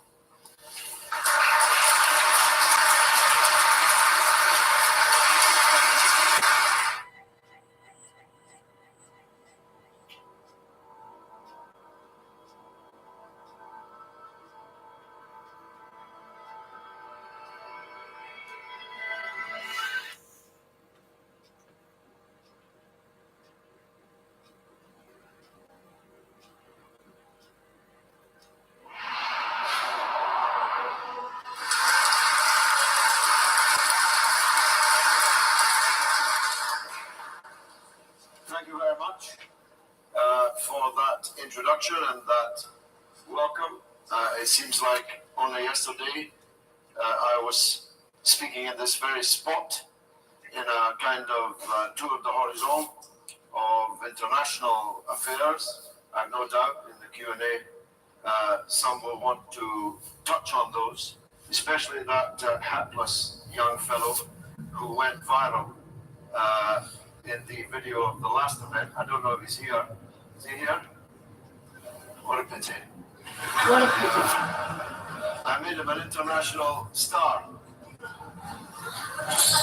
Millions and millions of people saw that encounter, not just because the excellent video service and your YouTube channel, but Hugo Chavez's television station, Telesur, which is a pan-Latin American channel, illicitly used your video, and as I say, millions, tens of millions of people watched it. So do give him my regards. Tonight I'm going to speak about Britain rather than the world, though of course you can't talk of one without the other, given our country's past and indeed immediate present. The issues, though, are important nonetheless, though they are domestic, because I want to talk this evening about the state we are in, the need for change in Britain, which is crying out for change and is in a terrible state for reasons which I shall expand upon. Just a few days ago, I was speaking at Harrow Public School, which, amongst many other famous alumni, includes Winston Churchill, the great British war leader, a man with a very checkered political past, a man whose motor car was turned upside down by, amongst others, my late grandfather when he was turfed out of the city of Dundee, from which I come. Okay. But a man who rose to the occasion, the most important occasion in the history of these islands, and at a moment in which Britain played a decisive role in the world. If not for Mr. Churchill, we would have been conducting this session, if one can imagine that such a session would be permitted, in German. No disrespect to any Germans present, it's a fine language, but we didn't want ourselves to have to speak it at the point of bayonets. It's important to kind of like what's going on here with French. The rest of Just what saying. I have to say. Because Mr. Churchill rose to the occasion as a person who loved his country, a patriot. He had an opposition to fascism, no doubt, but his principal opposition was to the idea that our country could be invaded and occupied, and a system foisted upon us against our will and not of our choosing. And he was very frank about the price that he was ready to pay for that. There were many collaborators within the British ruling elite, some of them once sat in this hall, who were ready, willing, and able to offer their services to any invading Nazi force. The City of London, no doubt, would have turned out to offer to sell them financial services. They had friends in very high places, including in Buckingham Palace itself. They had friends. When the Americans were watching the war on newsreel, Mr. Churchill was invited by his own Foreign Secretary, Lord Halifax, who I'm pretty sure studied here, to make a separate peace with Hitler, a surrender peace with Hitler. And Mr. Churchill said that even if we have to lie on this cabinet floor choking in our own blood, we shall never surrender. Mr. Churchill's officials recount how some of them shifted uneasily in their streets in the seats at the prospect of that. They could almost feel themselves choking on their own blood. Wow. But Mr. Churchill meant it. And if the Nazi force just 22 miles away at the Channel ports in France had successfully crossed and invaded and occupied our country, and if Mr. Churchill perchance had escaped death, then he would have retreated to the hills and the streets of Britain to organize the British resistance to foreign invasion and occupation. And every self-respecting person in the land would have joined him to the best of their ability. If they could fight, they would have fought. They would have sought out the Nazi occupier and slit his throat. If all they could do was pass messages or give moral, material support to that resistance, they would have done so. Every self-respecting person in this land. Why do I label this point? Because so many people in Britain have a problem understanding that any people invaded and occupied by others feels exactly the same. No person loves their country less than Mr. Churchill or us love ours. No country will agree to foreign soldiers and foreign tanks in their streets occupying their country. This is a point I made most strongly to a man called Tony Blair, who's Wow, coming to a you're cinema really not near into you Tony Blair. in a film that I'm making called The Killing of Tony Blair. Oh He my also God. studied here. My goodness, what a rogues gallery to have sat in this room, present company accepted. In the library corridor, opposite the library main door, outside the gentleman, I told Mr. Blair that if he invaded Iraq, that the fall of Baghdad would not be the beginning of the end, merely the end of the beginning. Oh, wow. That the Iraqi people would fight him with their teeth, if necessary, until they had driven him from their That was land. like the Vikings. And that whilst The there was Russian no Vikings. They Al-Qaeda ran out of in that ammunition and they were town, I like, said, if we're gonna die, we're gonna die fighting. So they fucking fought with literally whatever they could pick up. And they won a war that way. Or at least they won like that specific battle. And the whole fucking, apparently that whole crazy shit. That's why when they were like, we're going to go to war with Russia because we can fucking beat Russia. I'm like, what makes you guys think you can fucking defeat Russia? They're Vikings. They've fucking been around for so goddamn long. Same with the natives. Like, just leave them alone. They're not going anywhere. Mr. Blair gave an impetus to the transformation of Britain from a post-imperial power back into an imperial power again. And that is one of the reasons for the state we are in. We are a country that can't pay our national electricity bill. We can't keep our old people warm in the winter time, but we imagine we have unlimited resources to go around the world setting fire to other people's countries. We, in the time of Mr. Blair, I was never a student. I never attended any university.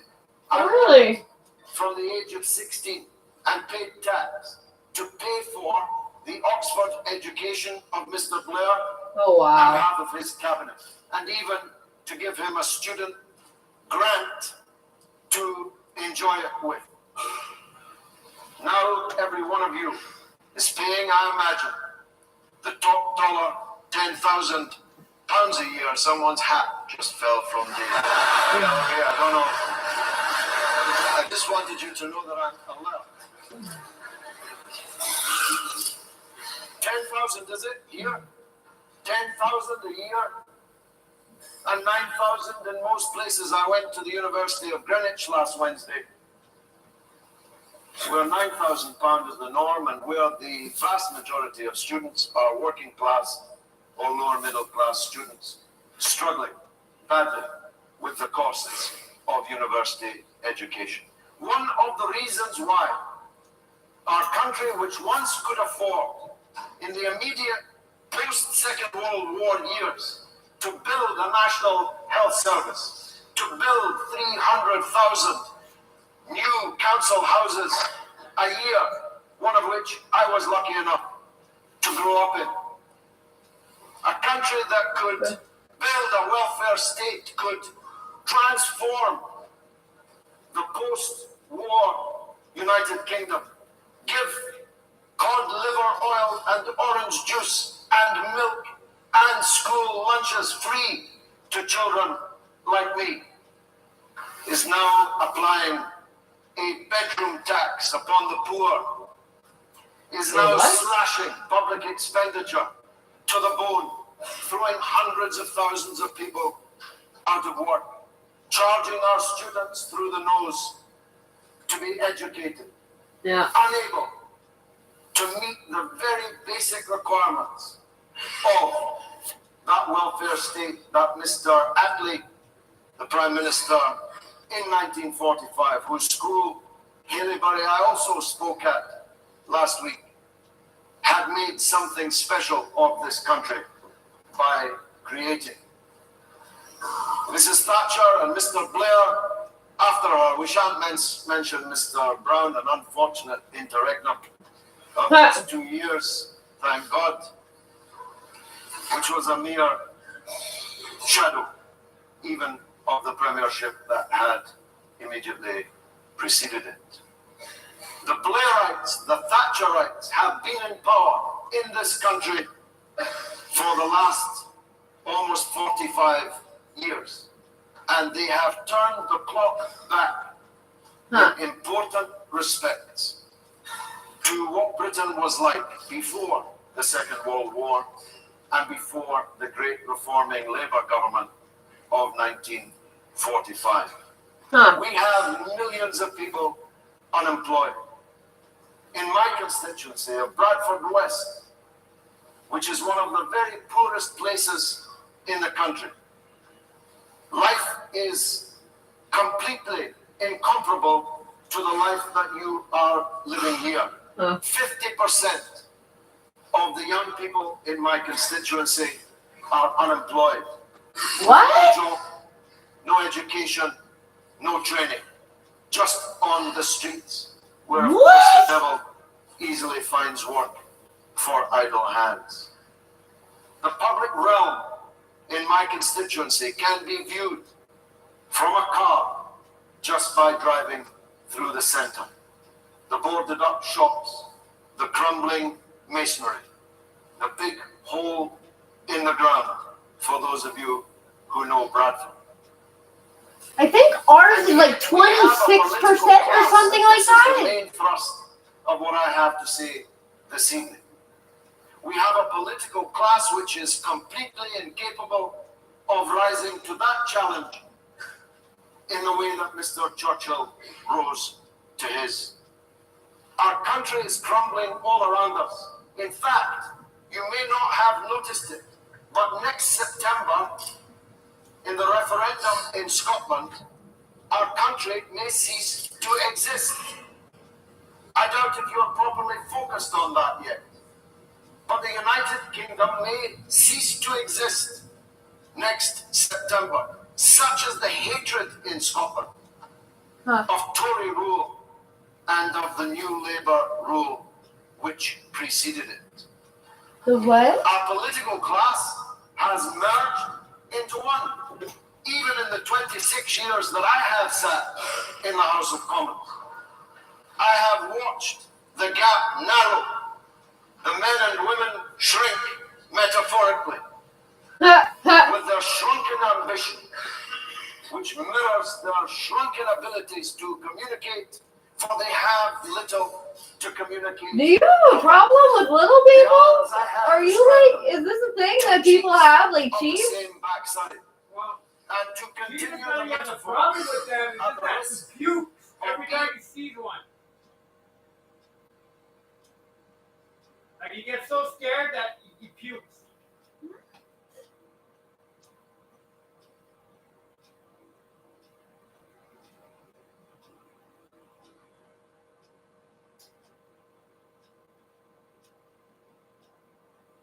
Okay, I gotta look this up. What the fuck? Phobia of little people. According to Wiktionary, the free dictionary, achondroplagiophobia, the fear of little people or dwarfs.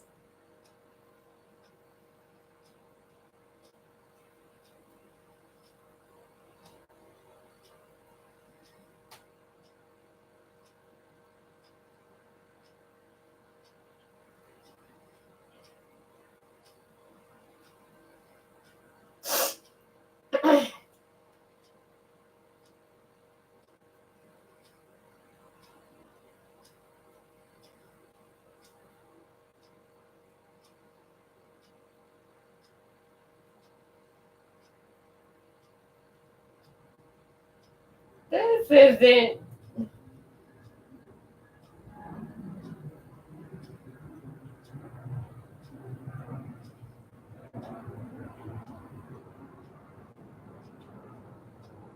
What?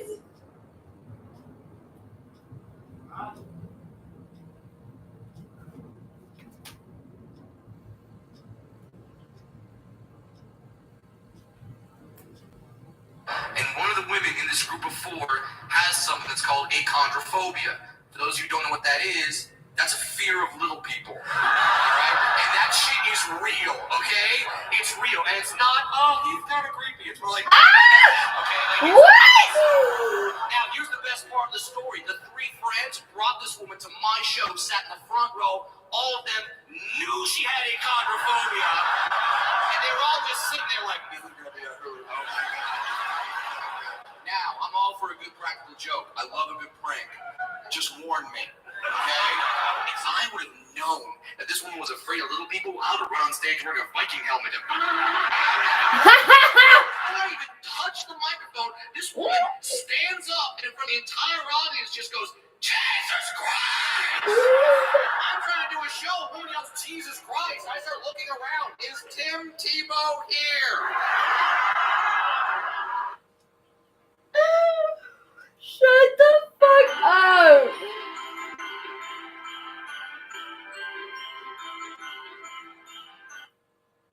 Like, seriously?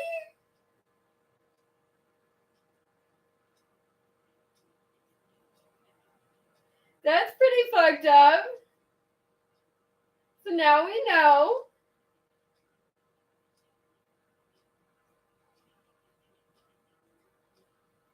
as you might think, with ties to the housing policy from the time of the end of the Second World War, a policy that allowed for hundreds of thousands of new homes to be constructed more quickly than ever. But how exactly will this work? What does it mean for you, and what risks are involved? Let's get right into it. Just this Minister Sean Fraser, who I personally think will be a future replacement for Trudeau as the Liberal leader, well, he announced a strategy that will soon be implemented in Canada, and he thinks it's going to make a huge difference. As I mentioned, that was employed when tons of Canadians were coming back from the war and desperately needed housing for their young families. We intend to take these lessons from our history books and bring them into the 21st century. We are going to be moving forward with a catalog of pre-approved designs at the federal level. We are going to be launching consultations on the contents of that catalog in January of 2024. It provides an extraordinary opportunity to use the solutions of the past to identify and overcome, challenges that we face today. But what exactly is he talking about? Well, starting in the 1940s all the way up until the 80s, there was a set of different catalogs of pre-approved housing designs that allowed you to more quickly go through the approval process so that these homes could be built more quickly and not sort of kept up by all of the approval processes that modern. There are a couple different samples throughout the decades that these catalogs existed, and you might recognize some of these designs from the houses and homes and communities in your area that were built throughout these years. And it seems like the red tape and the lengthy approval process is a problem that both political parties in Canada can get behind. This was one of the key points that was released in the largely viewed housing hell video that the Conservative leader Pierre Poilievre put out just about a week ago. Building project. The UK and the US approve projects 3 times faster without sacrificing quality or safety. Now, one concern is that this doesn't focus enough on density, and that building a lot of single-family homes like this won't actually house as many people as we need to house. At least that's one criticism I've heard. But the housing minister, Sean Fraser, seems to... A series of different kinds of homes and different designs within each category. We'll be looking for pre-approved designs for multiplexes, for mid-rise buildings, for student housing, for seniors residences, and other small to medium-scale residential properties. This will include garden suites and laneway homes and different kinds of houses that will solve the challenges that our communities are facing today. It's important that we have multiple designs in each of these categories, so communities have some agency in determining what their communities continue to be free to build homes that have that are not necessarily included inside any pre-approved design. So it seems that multiple different building types will be included, and one key point that he makes at the end there is that this won't be a mandatory book of designs that builders must adhere to across the country. Instead, it will be entirely optional, and builders can opt into it to sort of expedite the process of the approvals that they need to obtain before actually starting to build these larger developments. And it seems that introducing this option of fast-tracking approval on preset designs does come with a lot of different benefits. This is a thread from Dr. Mike Moffat. He's a housing expert that I personally like to follow. And one interesting thing is that the Liberals brought him in the summer in their sort of caucus retreat that they did on the East Coast. And they had him and a number of other housing experts come in and say, here's what we think you should do. Some of these items that they've been pushing for years and actually have put together in the National Housing Accord, which is a group of experts putting together a bunch of different policy possibilities that could actually help with this issue. He says that it's not just housing construction that will benefit from these predefined home designs, but actually the financing, like the developers getting the money, getting the loans for it, will be streamlined, as well as obtaining insurance on these properties.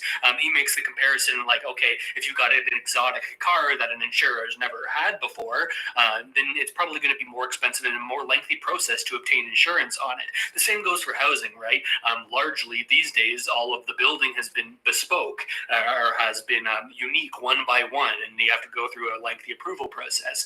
But if we can streamline that, both for insurance, financing, and the actual construction of the houses, well, there's lots of cost savings that can be found there. He also talks about productivity gains. This is something we've talked about on the channel quite a lot, saying, okay, even though Canada's GDP is going up, and that might look good, look like we have a strong economy, our GDP per capita, or our measure of productivity, well, that's actually going down.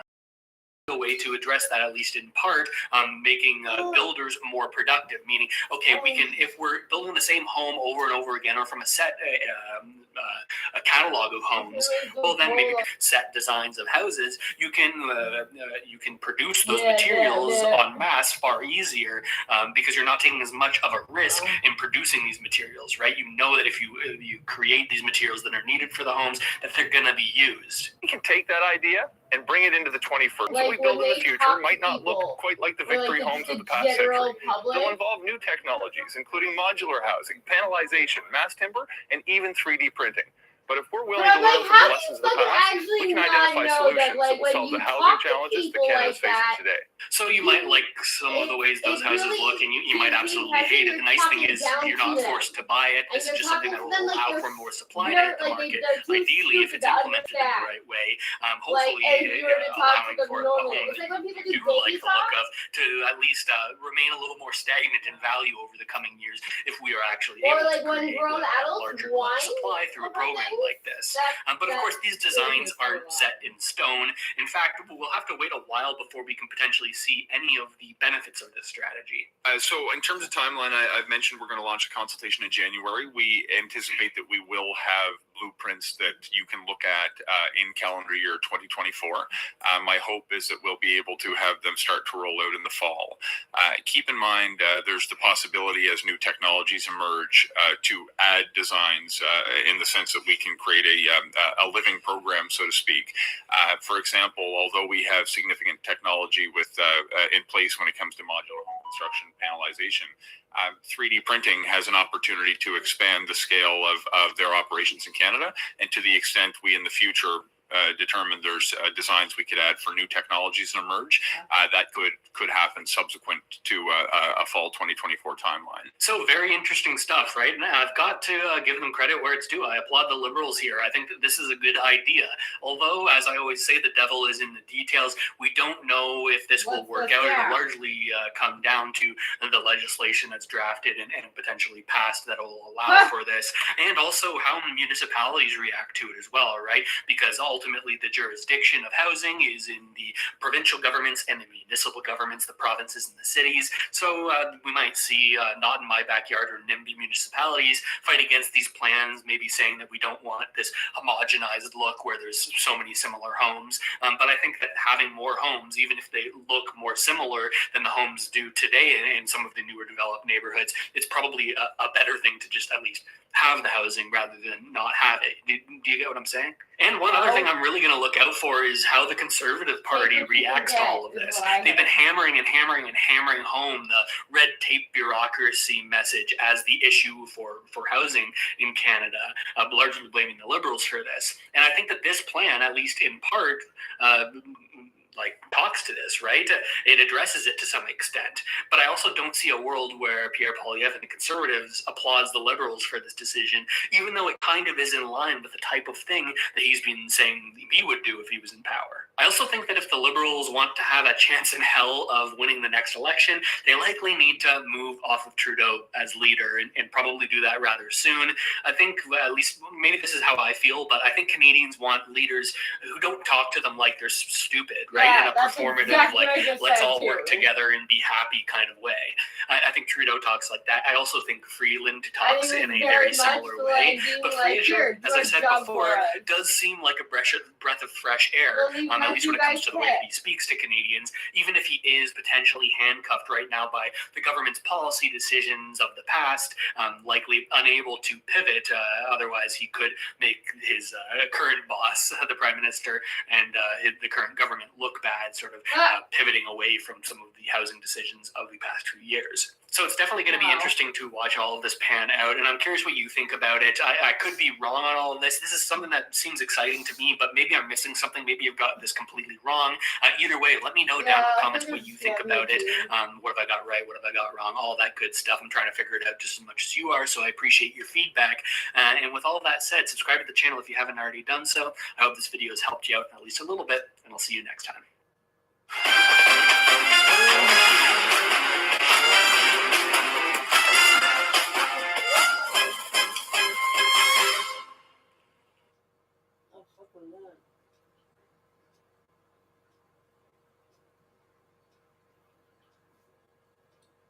following is a conversation with John Mearsheimer, a No. professor at University of Chicago and one of the most influential and controversial thinkers in the world. He teaches, speaks, and writes about the nature of power and war on the global stage. Nah, I don't know why they always subscribe to you. My hope. Always fucking gives me his videos. Don't care about your juice shit.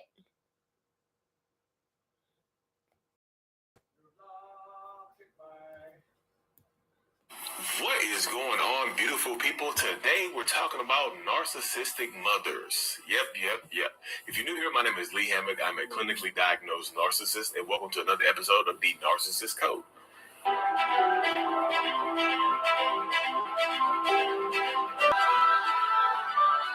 What is going on, y'all? What is going on? Welcome back. Yeah, so let me go ahead and preface this by when I started doing this. So over 3 years now. And one of the most consistent, constant terms or phrases that I hear when I'm talking to people is my mom was a narcissist. My mom is highly narcissistic. Are not a lot of narcissistic people men? Yes, absolutely. But this right here is one of the terms that I hear so much. I was just like, really? They're like, yeah. And it like say, yeah, my mom was a narcissist. My mom did this. My mom did that.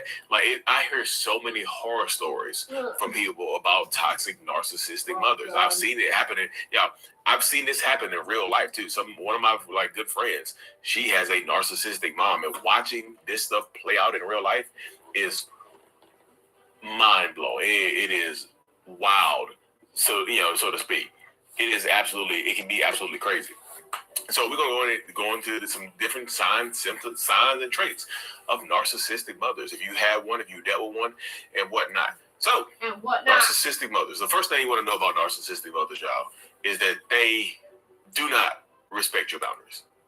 You don't if you have a narcissistic mother or father, whoever, but we talk about moms, but this can apply to fathers as well, y'all. This can apply to narcissistic fathers as well. But I'm just going to keep saying mother. If you have a narcissistic mom, you will know that they don't respect your boundaries. Like you damn near don't get to have boundaries. It's like you know how when you're a kid, sometimes you get in trouble. Your parents take the door off, like they take the doorknob off. You don't get a doorknob. Some of y'all don't get doors. Like they take the doorknob off, the doors off. Like they don't respect your boundaries. You don't get to have autonomy as a child when you have a narcissistic mother. They just don't. They really, really do not respect your boundaries. They will trample over top of you to get their needs met. They want to make, and the one reason they don't respect your boundaries is because they want you.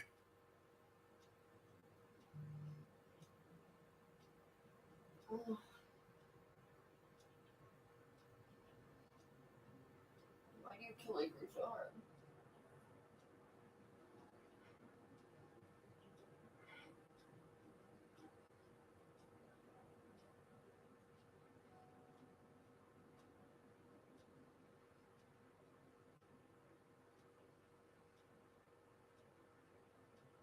Ow.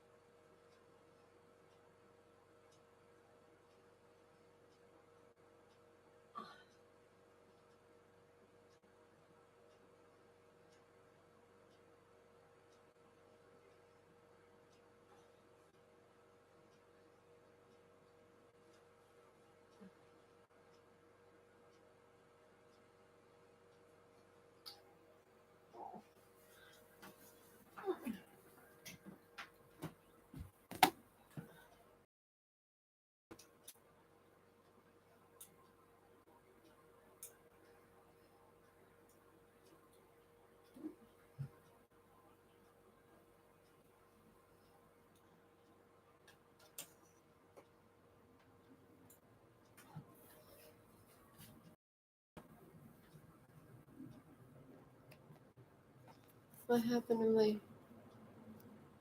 Okay.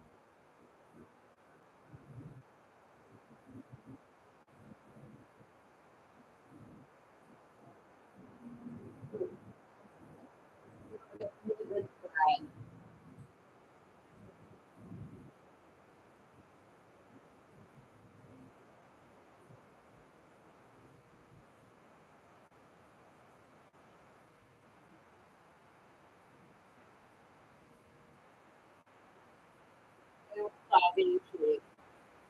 Yeah. Gavin? So we got really cool.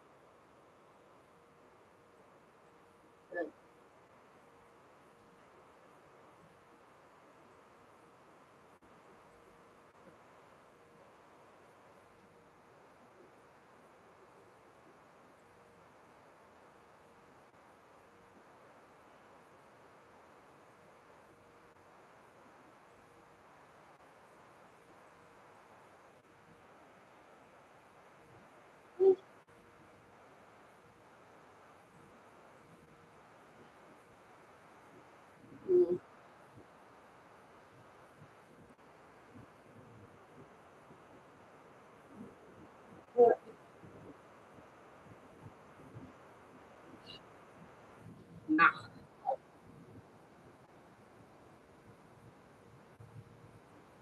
But,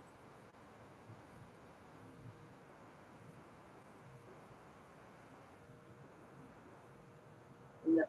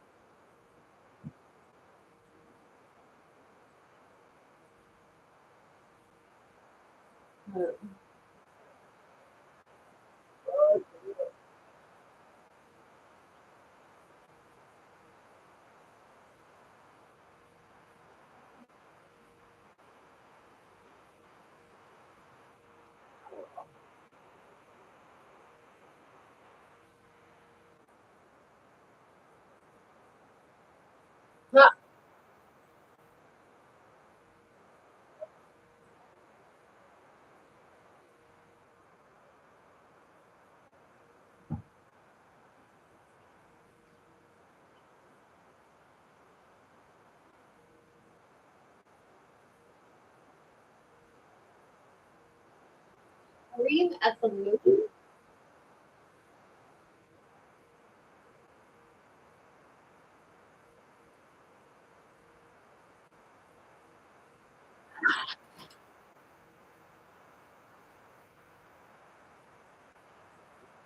my god, you have.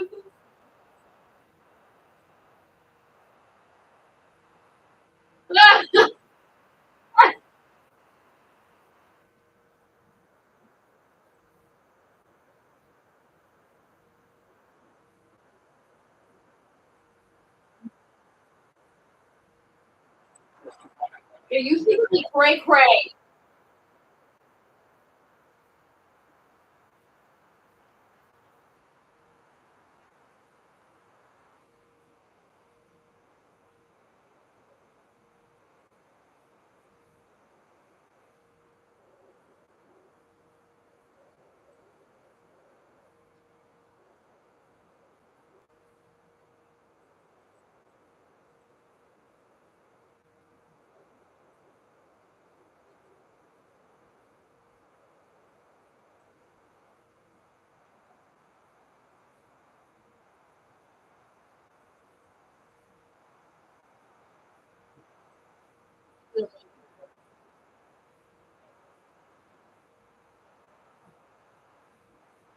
No.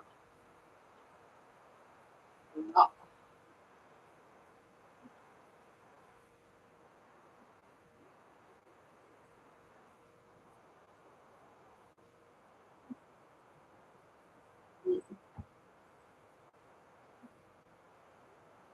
I'm sorry.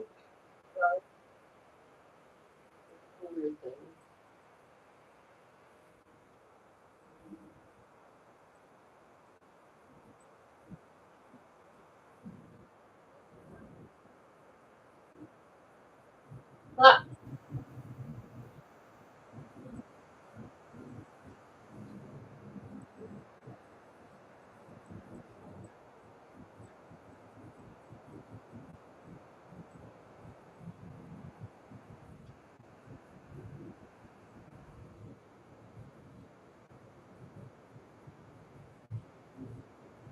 love you.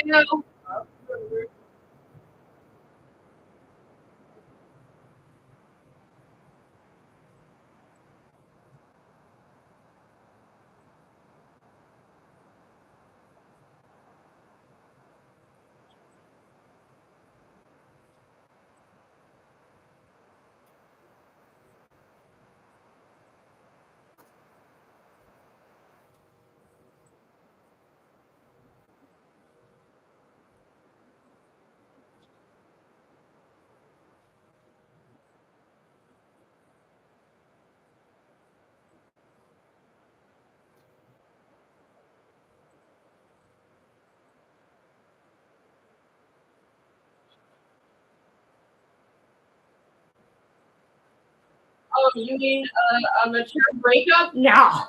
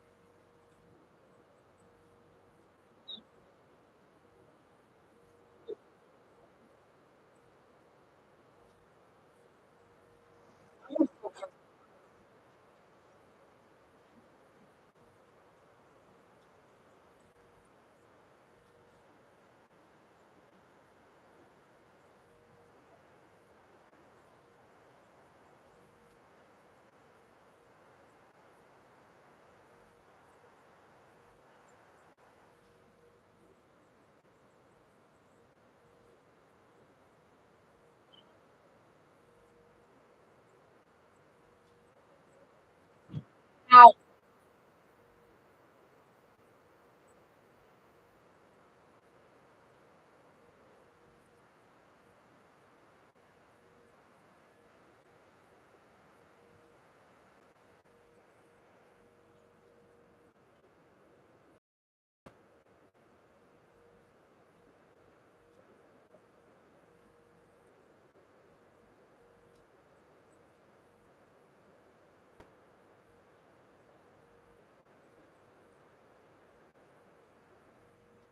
Like, they didn't even fucking right. Fucking word out. Oh, they're defeated. Listen,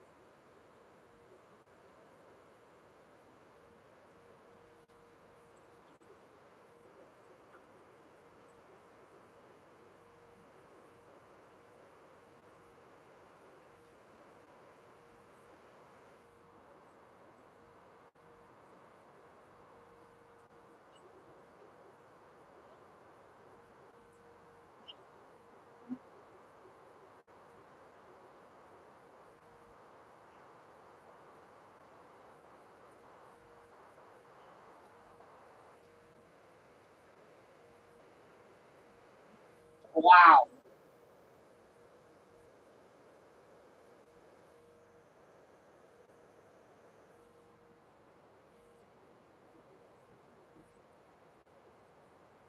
Oh, fuck that.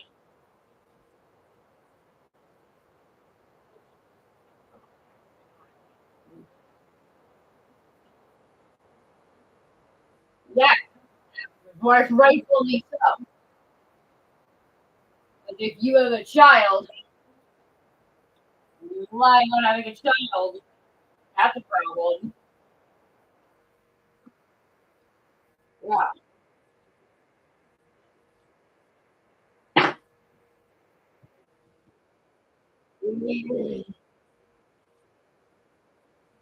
You know, God is fucking cheating. You know exactly what you're doing. Does it feel like something that you can't tell your significant? Please, please.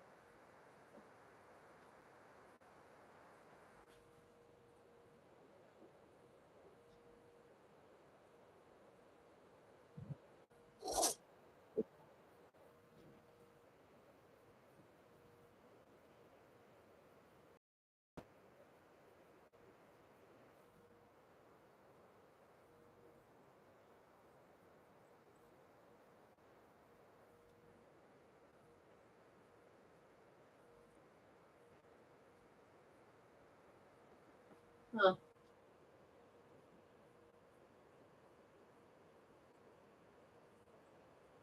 Huh.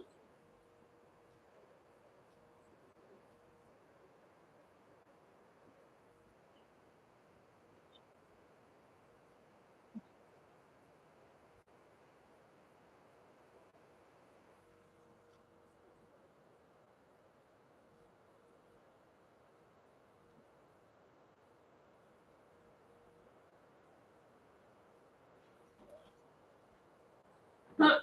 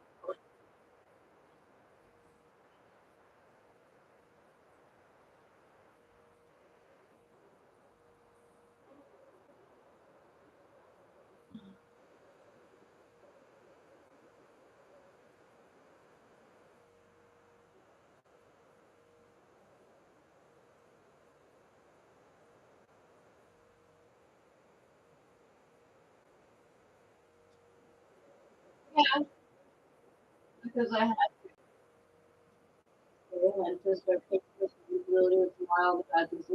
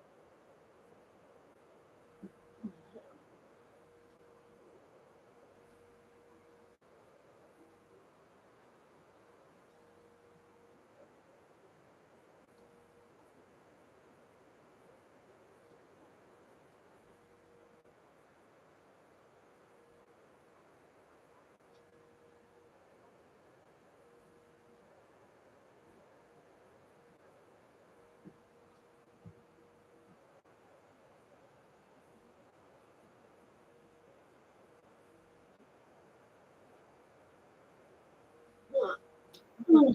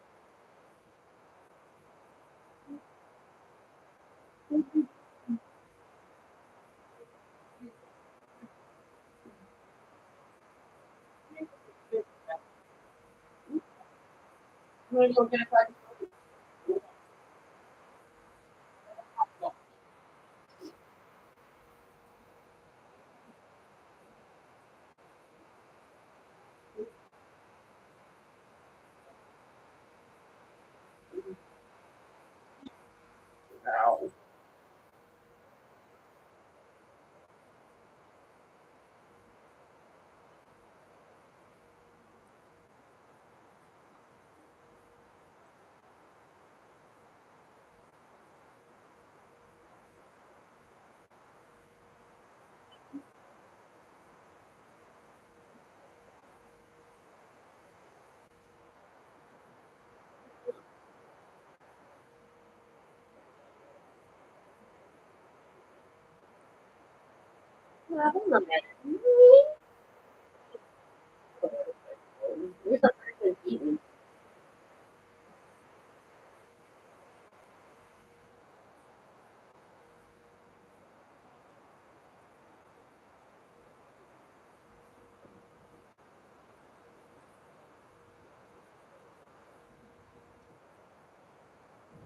I feel like that's a 90s kid thing where you're just like, well, at least my parents didn't beat me.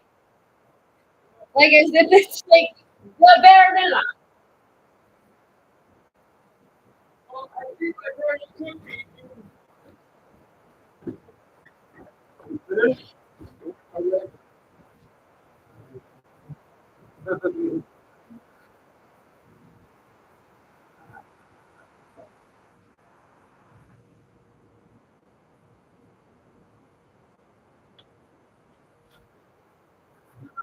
No? Okay. Let me go. Oh, oh,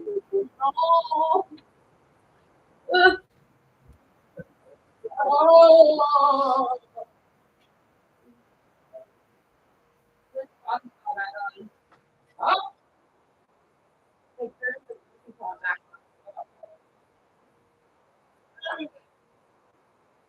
You fucking done.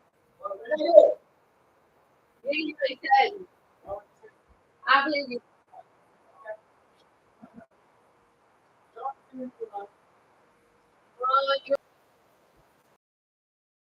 No regret.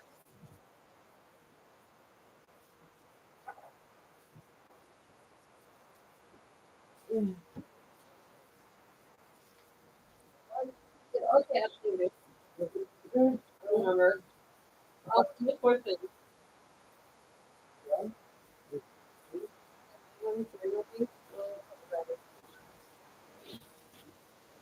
I hate because I'm tired. March 13th.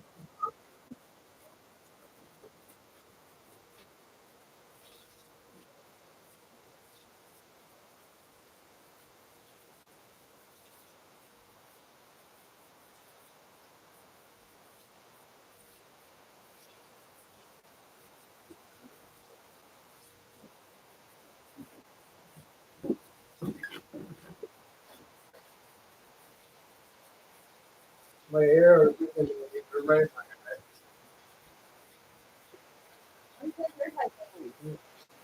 Doesn't matter. Have your hair real quick?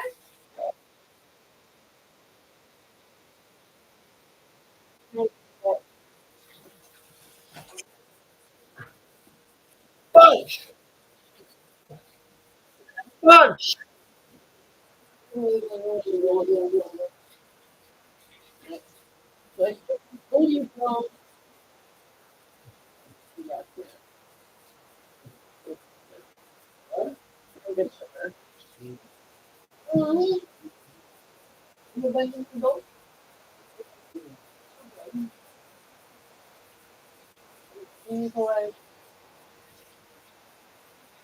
Yeah.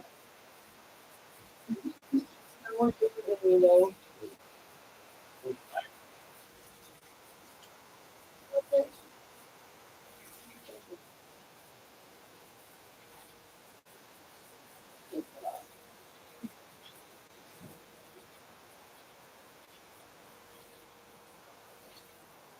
Already? Already? Yeah. I will. Yeah. You came up with issues that are hearing.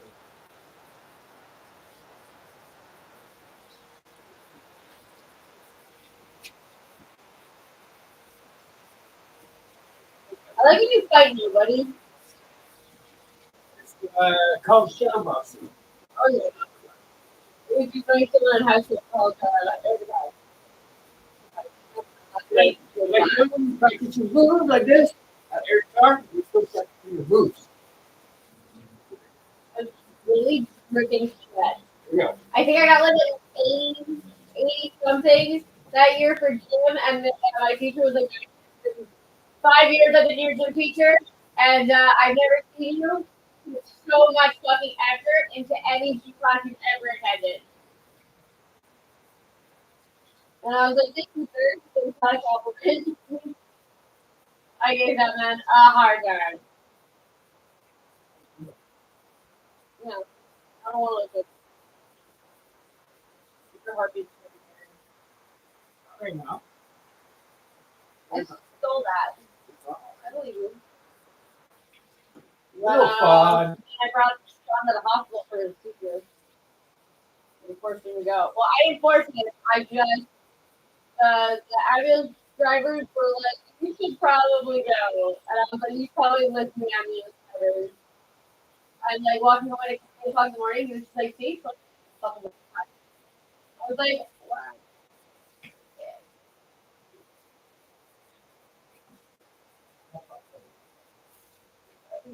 In all fairness, the girl left it, like, she left it on the table, came back like 3, 4 times, and just didn't fucking grab it. I'm like, okay, she did that again.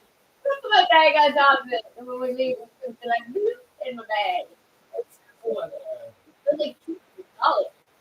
Yeah. They go from anywhere between 2, and for some reason, 2.5 ones are more expensive. They go anywhere from like 300 to like, I think, 500.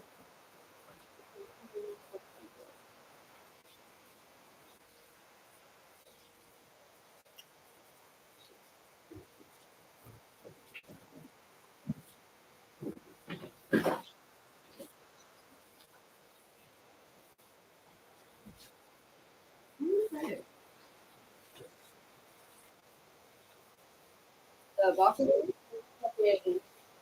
I could cut it open, keep all the filling out, and use the sand.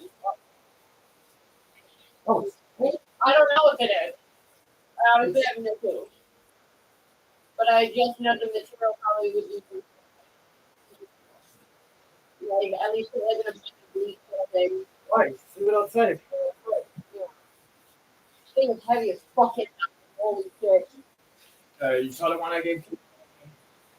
Got off?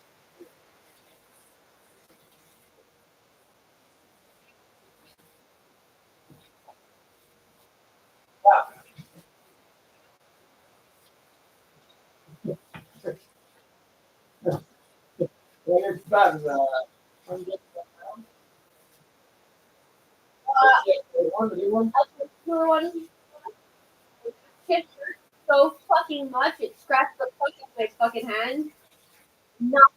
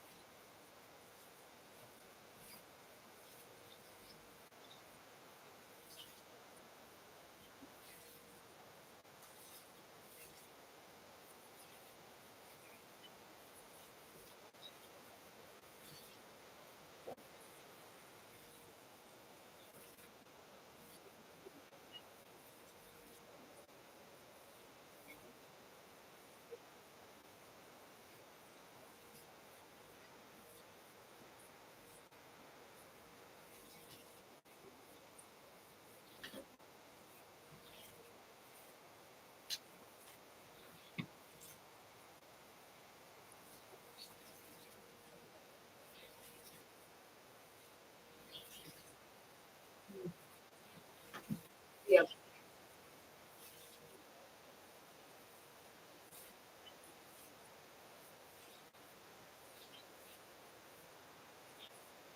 What?